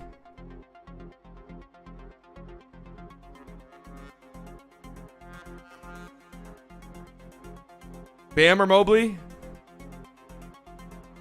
This one's hard as shit. Wow. Both these players are really great. I feel like if either of these guys were the best player on your team, you're feeling okay. Can you win a championship? I don't know. With Mobley, I would say it's more likely. Just because you're getting a complete and total package. Mobley can be your anchor defensively. One of the best defenders in the league. And offensively, the skill set's nice. Obviously, you would need like some guards and stuff. Jaylen Brown, defensively, it's pretty good. Offensively, it's great. I feel like it's Mobley. Like, I just do. I feel like this skill set for Mobley is way harder to come across. You are banking on a lot of potential. I know I'm contradicting myself with the Bam Scotty Barnes thing. But I really do feel like I feel better about Mobley reaching a ceiling than Scotty. People forget Brown is a top defender because of his offense. I don't know if I would say top defender. There are moments defensively where it doesn't click for Jaylen Brown. And offensively, yeah, like if Jaylen Brown is consistently your number one option offensively, how would we feel about that? I don't know. Jaylen Brown's fucking great. Mobley's great. This is a brutally difficult one. I am shocked. Like, I'm not shocked Mobley won the poll. I am kind of shocked that it wasn't that close. Scotty has a higher ceiling than Mobley, but Mobley's defense is pretty, for sure. I'm not going to lie. I don't agree. I think Scotty has the second highest ceiling in that draft class. I think Scotty is the second highest ceiling in that draft class behind Cade. Ja Morant or Jalen Green? Obviously, it's Ja. I mean, if Jalen Green ever got to where Ja is right now, that's a huge win. So it's definitely Ja. What's going on here? Hello? Okay. Woo!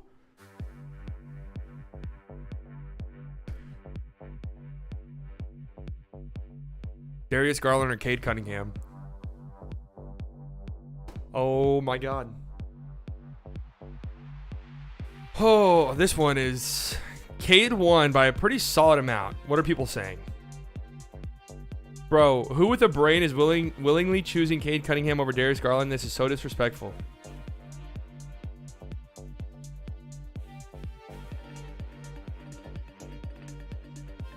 Easy Cade.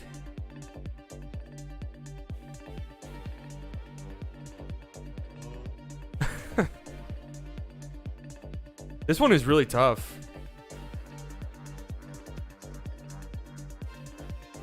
Team people say they should be closer, and no, it shouldn't. Oh, Blade Cunningham. I mean, well, what's this guy saying? I want to see his reasoning. I touched on it on the Palace of Pistons podcast, but a lot of fans and analysts seem to think only one end of the floor matters when it comes to guard play. There are plenty of guys out there with equal or better offensive potential than Cade, but few with his defensive ceiling.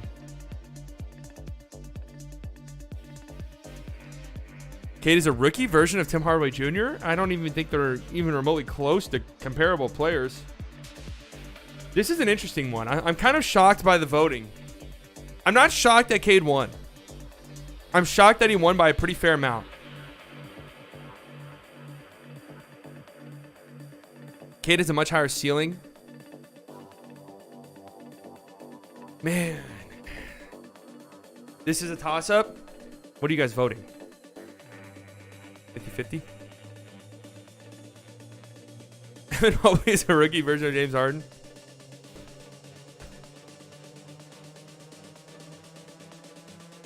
Fuck. I love Darius Garland so much. The offensive potential is through the roof with him. He could be one of the top 10 offensive players in the league. Cade Cunningham, can he ever get there? No. But I think he'll have a much more balanced game and be a legitimately good offensive player while being a very, very great defensive player. Pair those two together, and you've got something special. But guard play, I think Darius will be a better offensive player throughout their careers by far. I think Darius can be a great engine to an offense.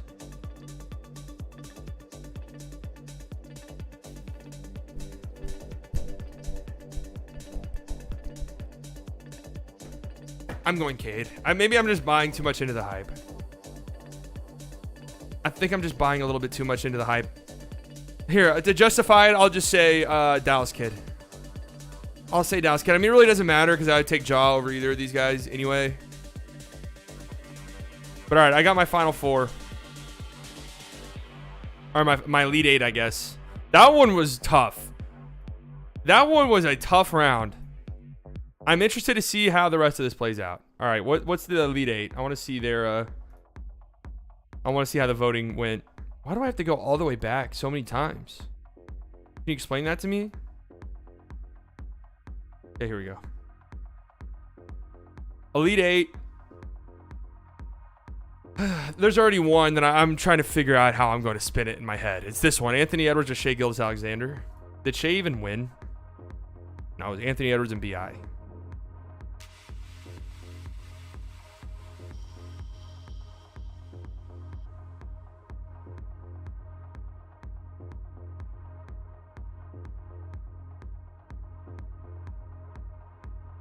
Sometimes, guys, this is an important life lesson for you.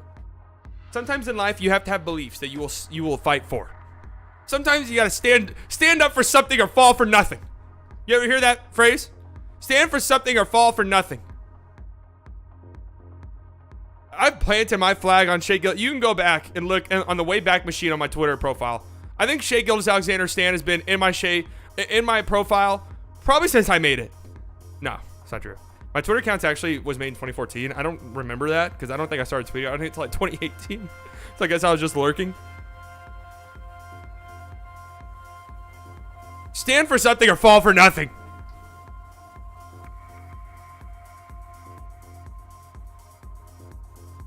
Sorry, I left the stream for a bit to watch the Luka NBA Today interview. Oh yeah, I forgot he was doing that. How was it?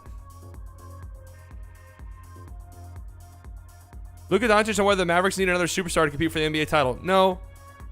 I think we have great players on our team. There's plenty very underrated guys I think should be talked about more. Okay. Okay.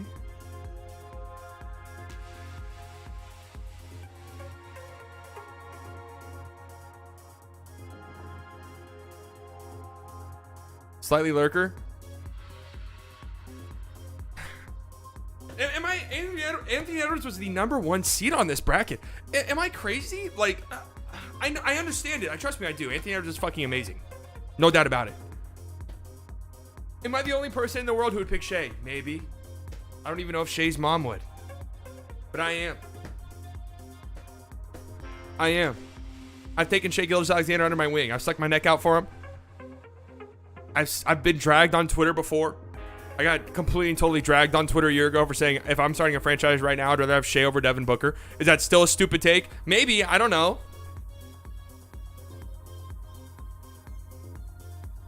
I don't give a fuck. I'm taking Shai. Yeah, that's right. 2 votes. That's right. Stand for something or fall for nothing. Well, hold on. Let me look at what Luka was saying on this interview. Let's take a break in the action.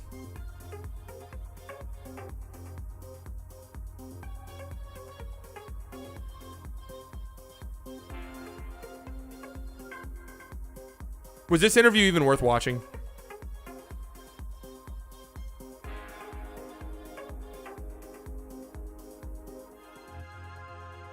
He can be a little bit of a boring interview sometimes. I'm not gonna lie to you. Did they ask him about his fucking AI?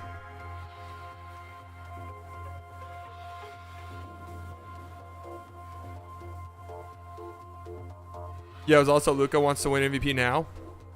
Luka said he wants to win an MVP. Oh, shit. Luka said Dorian was one of the best defenders in the NBA and very underrated. Did Luka watch my video?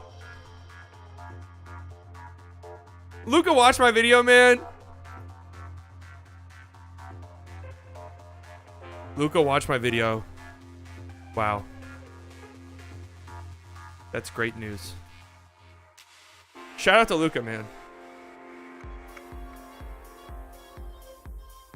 I'll watch this interview later. I don't think I can watch it on stream because it was on ESPN.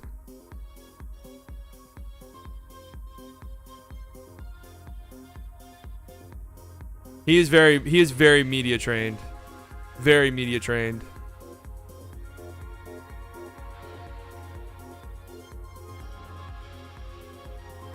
Luka needs to quit smoking hookah and ciggies if he wants to win MVP. Smoking cigarettes as a basketball player is nuts. Like, that's crazy to me that you could smoke cigarettes and run up and down a court for 48 minutes.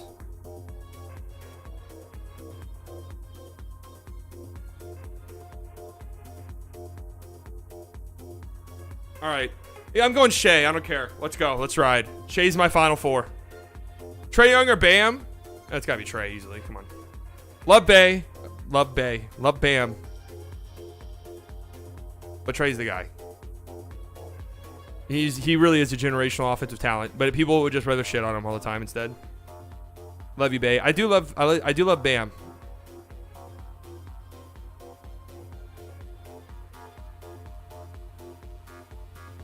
I do love Bam, but Trae, man, he just led the league in total points and assists. I mean, that's fucking absurd. That's so insane. That's so crazy. Trae over Scotty. This one shouldn't even be close. Come on. This one should be like 90 to 10. This one should be like 90 to 10. Shouldn't even be remotely close. Now this one is tough. It's Zion easily if you can count on his health. But you can't. And I'm high on Mobley's upside. I'm higher on Mobley's upside than Scotty's for sure.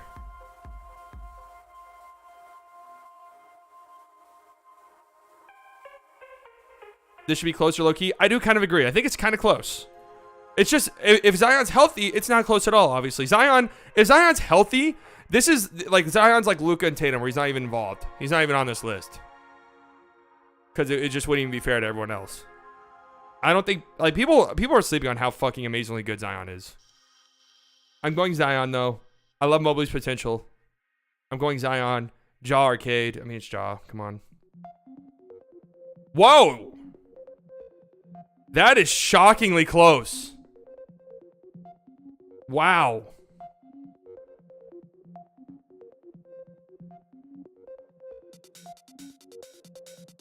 That is shockingly close.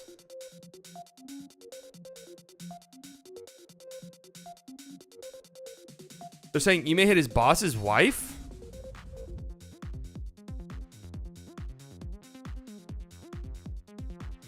This team is cooked product. Jaylen Brown like tweets. When you think everything is falling apart, boy, when I tell you everything is falling into place.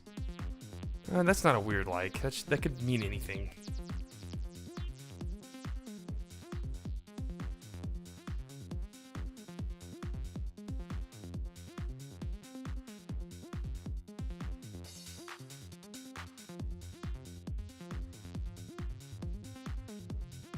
This one is tough. You have to wonder when Jaw's athleticism will slow down, how he adapts. Cade has a more complete game and better size, so you don't have to worry about time affecting his game much. I'll go Cade. I feel like that's a little overthinking it. Maybe if it's like Anthony Edwards and Shea, and they're close, and it's like, well, we've seen more from Shea.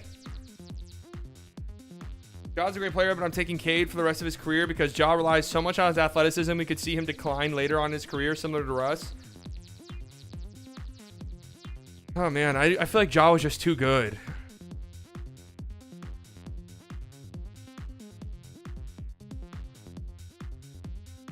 I feel like Ja is too good to think this hard about it.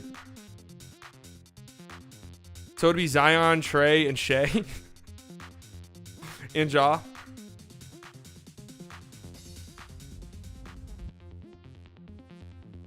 The more I think about this, though, the more I am starting to wonder. Maybe it is Cade. Maybe it's the defense. Maybe it's the offensive upside paired with the defense, paired with the size, paired with the athleticism. It's the full package. You know Ja is going to be a bad defender his whole career. It's not changing, right? Grizzlies fans are like, well, you never, I mean, it just never happens, guys. It's not going to happen. There is the injury concern. But if I'm doing that with Ja, then I should have done it with Zion. I should have done it with Zion if I'm doing it with Ja. So it's got to be Ja. So my final four. Ja's great if he can stay healthy, but he's like a mini Zion. Wherever you play, there's a risk of him breaking something because he plays too hard. Shea or Trey? This is where it ends. This is it where it ends. Shea, I got you to the Final Four, right? We got shirts. A lot of schools would hang up a banner for making it to the Final Four. You're a regional champ. But this is where it ends. All right? There's nothing to hang your head about. Nothing to hang your head about. Maybe after a strong year, you come back and you're higher up here. But it's got to be Trey. It has to be Trey. He just led the league in points and assists. Only one other player's ever done that. Zion or Ja? Who did they vote for here? I know Zion won the poll, I'm pretty sure.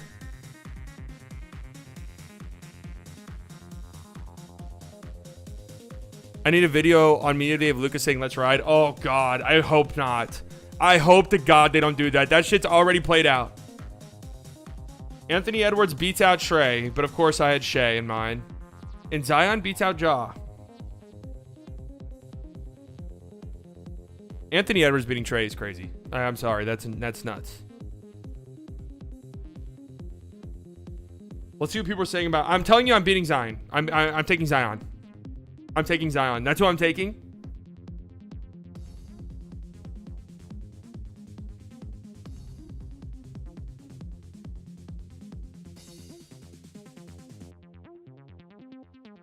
John Morant disrespects get out of hand. Yeah, man. For sure. John Morant.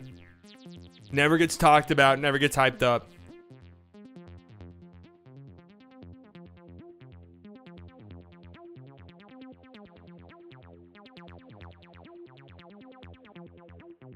I'm going Zion. What I saw from Zion when he plays is fucking nuts. Like, it just is. It's crazy. And for me, I know Ja's had some injury stuff already. And yeah, there is the injury concern. Historically, guys like Ja, they get hurt. That's just the reality. They get injured. Their careers do not last as long. There's some very rare exceptions to the rules, like Russ. But even then, we saw Russ's career kind of nosedive. Like, it's nosedived a little bit. And if I'm like, well, both these guys have injury risk, I'm taking the fucking absolute freak athlete whose scoring and efficiency is something we haven't seen since Shaquille O'Neal.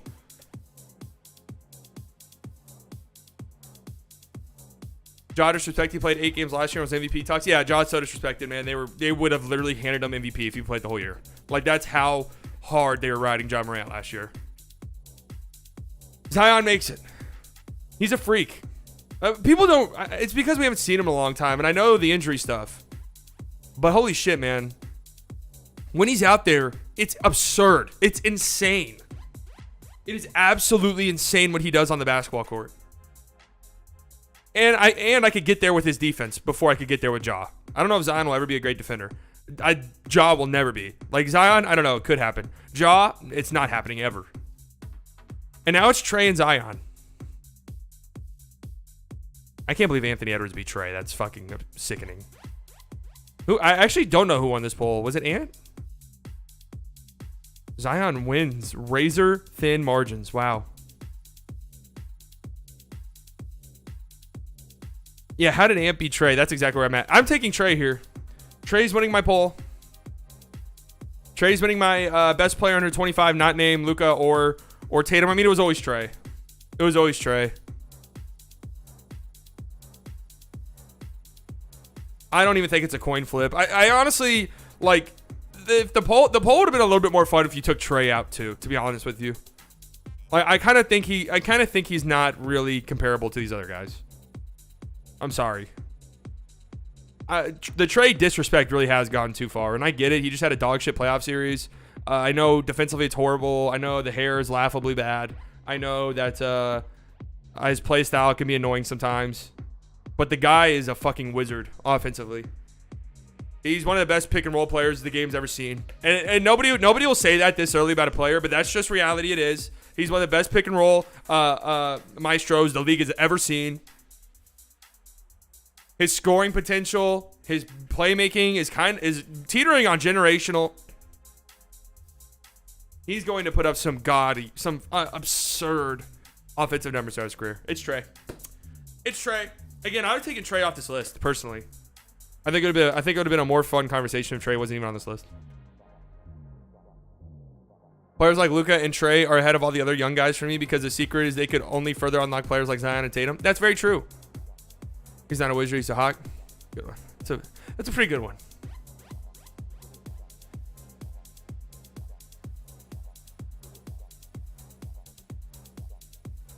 "13 days until we get to see Frank play." Damn. We are under 2 weeks away from preseason. Hell yeah. I don't think there's too many crazy ones. It's hilarious that ESPN has barely talked about the Brett Favre situation. They dragged the fuck out of Michael Vick situation. It's so infuriating. I agree with you. They should talk about the Brett Favre stuff more. But it's like, dude, the Michael Vick situation was horrible as well.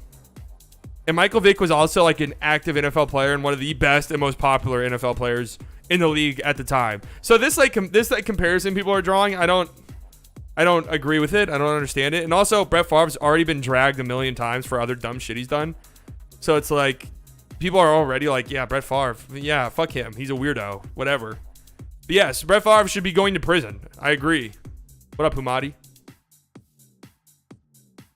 Feels like Ant is overrated. He's definitely getting a little overrated. But he can definitely get there, though, too. Brett Favre is schemed with, what was it, the governor of Mississippi? I don't know, some person in that shithole state that they used funds, government funds that were supposed to go to welfare checks, and I think was it food stamp money too? Money that was supposed to go towards food stamps and welfare, and instead they diverted those funds to a volleyball court or some shit for the University of Mississippi. Some dumb shit, and he should be in prison. Fuck him. I hate his guts. Who would you pair with Luka under 25? If I had to pick anybody from this list, probably Bam. I mean, that might be overthinking it, though. I feel like you'd be a dumbass not to just take the best player and take, like, Trey. Zion would be crazy. But that feels like another risky KP situation. I'd probably go Bam, honestly. I feel like those two are a match made in heaven. Or Shea. Just for my sake. Or Mobley. Like, you get the young guy and just let Mobley develop. I haven't been here in 1,000 subs. That's definitely not true. I've been sitting at 6,500 for what feels like a decade. Cooper Rush season. Smokes your favorite QB? I will not be watching the game. I would go Bam for fit and Zion for best possible outcome. Yeah, that's fair. Like, I would go Trey, but that's kind of a weird pairing. Not that I would say no to it, but it's a bit of a weird pairing. Hope Dak leaves us and goes play well somewhere else. Yeah. How the Vikings slightly? You know, we're doing okay. A tough game on Monday night, but the Eagles are going to be great, right? I bet on them to win the East. That's locked. Give me my money now. I bet on them to make the Super Bowl. Give me my money now, right? The NFC looks like a fucking joke. But, you know, the Vikings, we're trying our best, and you know, we're going to persevere, and we're going to improve on some things. Kirk Cousins sucks. But Skull, baby. Skull. Yeah, I want Dak off the Cowboys too. Not because I don't like him, but because he gets too much shit and he doesn't deserve this franchise. He just doesn't. But yet, this franchise does not deserve Dak Prescott. Keep the 10K dream alive. Oh, it's alive and well. Bam and Jaylen Brown. Oh, Jaylen Brown would be a great fit next to Luka too, actually. Bam or Bertans? This was the problem with doing the propaganda stuff, because I'm going to be real, I really don't like Bertans that much. But since I did the propaganda video, I have to ride or die for him.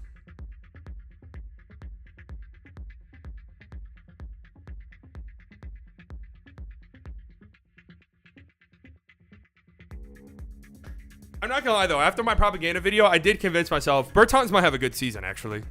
Like, last year was way too big of an anomaly for him. Dak is a great human being.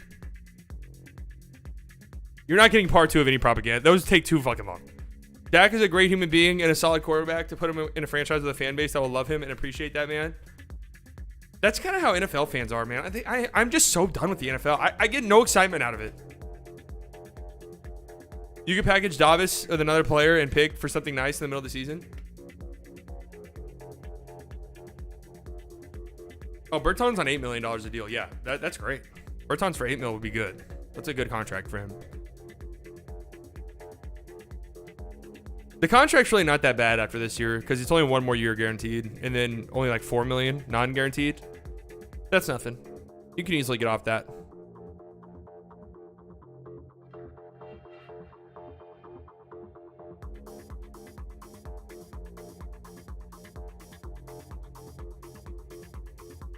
Dak Prescott is bad. Haven't seen him play quarterback. Boy, is on the bench. Well, he broke his hand, so. All right, guys, this was a longer stream. But I always love doing shit like this. It's so fun. Did I surprise myself with any picks? Let's see. Well, Shea over Anthony Edwards, obviously.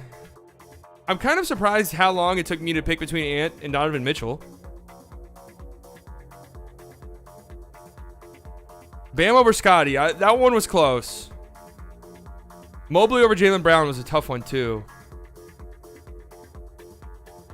Cade Cunningham over Darius Garland. That one was close. I did not, like, going into it, I thought Darius Garland would go further. Cowboys fans overhype their players and ruins them. Mitchell is not under 25. He's 26. So I don't know what... I did not make the bracket. I did not make the player pool here. I don't know if it was a 25 and younger because he did just turn 26. So that could be it.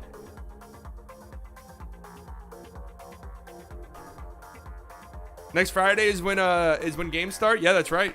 We got our first preseason games next Friday. I don't know how many people are gonna be playing because that's like it's like really the week before the preseason starts because it's the Japanese games and where else are they playing?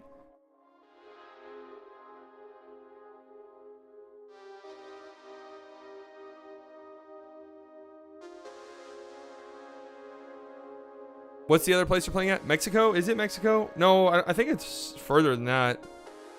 Isn't it, you got the Japan games. You got the Canada series. I thought there was one in, like Abu Dhabi or something like that. How do you pronounce that? Yeah, Abu Dhabi. Dubai. Bucks Hawks.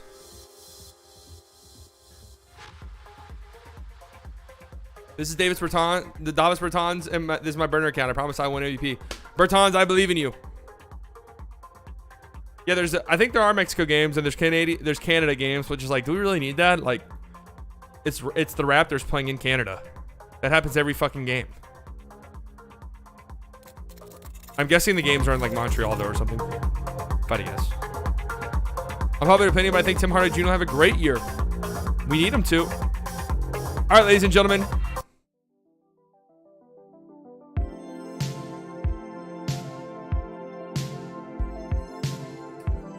That's going to do it for me. I'm out. Great stream today. Long stream. That's all right. Those are the fun ones. Not streaming on Saturday. I know I promised streams. I know I promised streams on Saturdays, but I'm becoming a member right now, so you've earned my eternal love. What a great guy B-Dot is. He really is a great guy.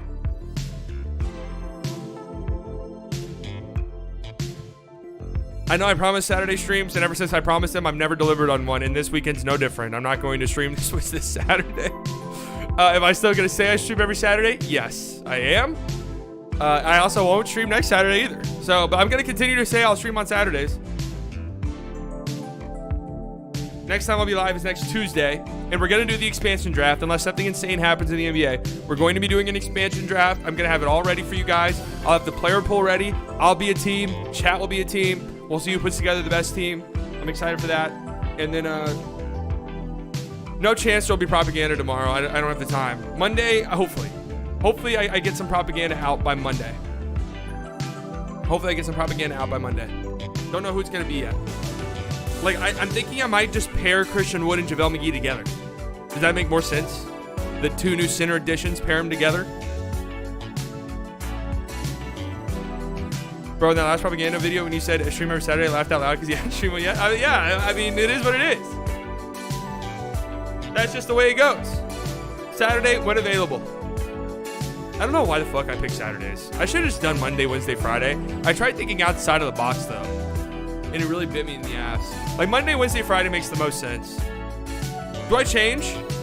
Do I change on the fly here and go Monday, Wednesday, Friday?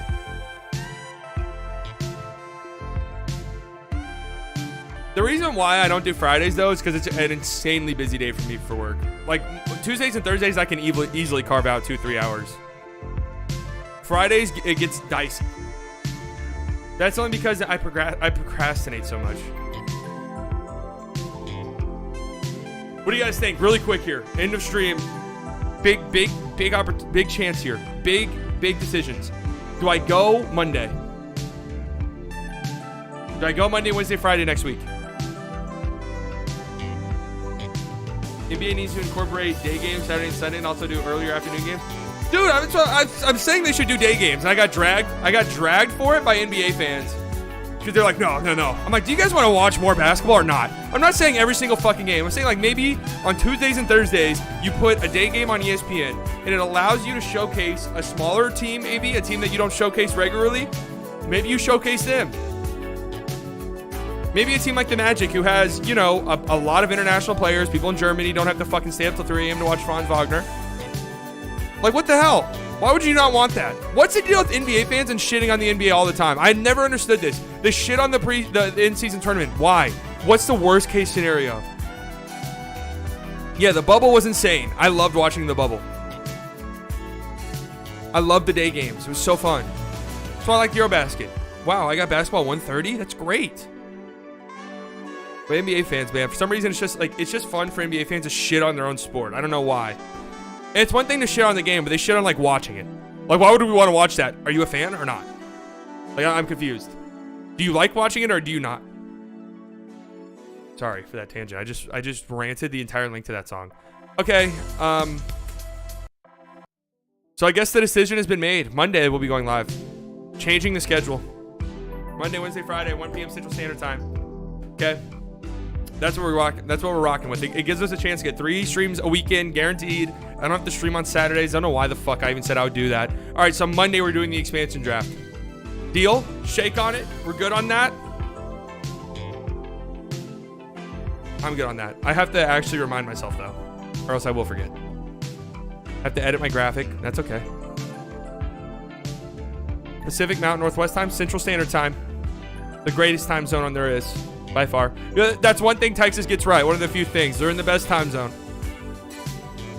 They're in the best time zone by far.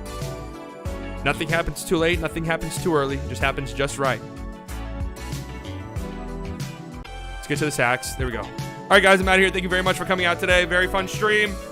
Remember, you can always watch these streams back. They're readily available on the channel. I'll be going live again on Monday. So I'll see you guys then. Thank you guys very much for coming out. All the OGs, you guys know I love you very much. Could have spent your Thursday afternoon anywhere in the world. You decided to spend it here. Thank you. New subscribers, new members, donations. Thank you guys very much. You never have to do that, but it helps out a ton, and it makes me feel very happy. So thank you for that. I'll be going live again on Monday, 1 p.m. Central Standard Time. I'll see you guys then. Enjoy the rest of your Thursday. Enjoy your weekend.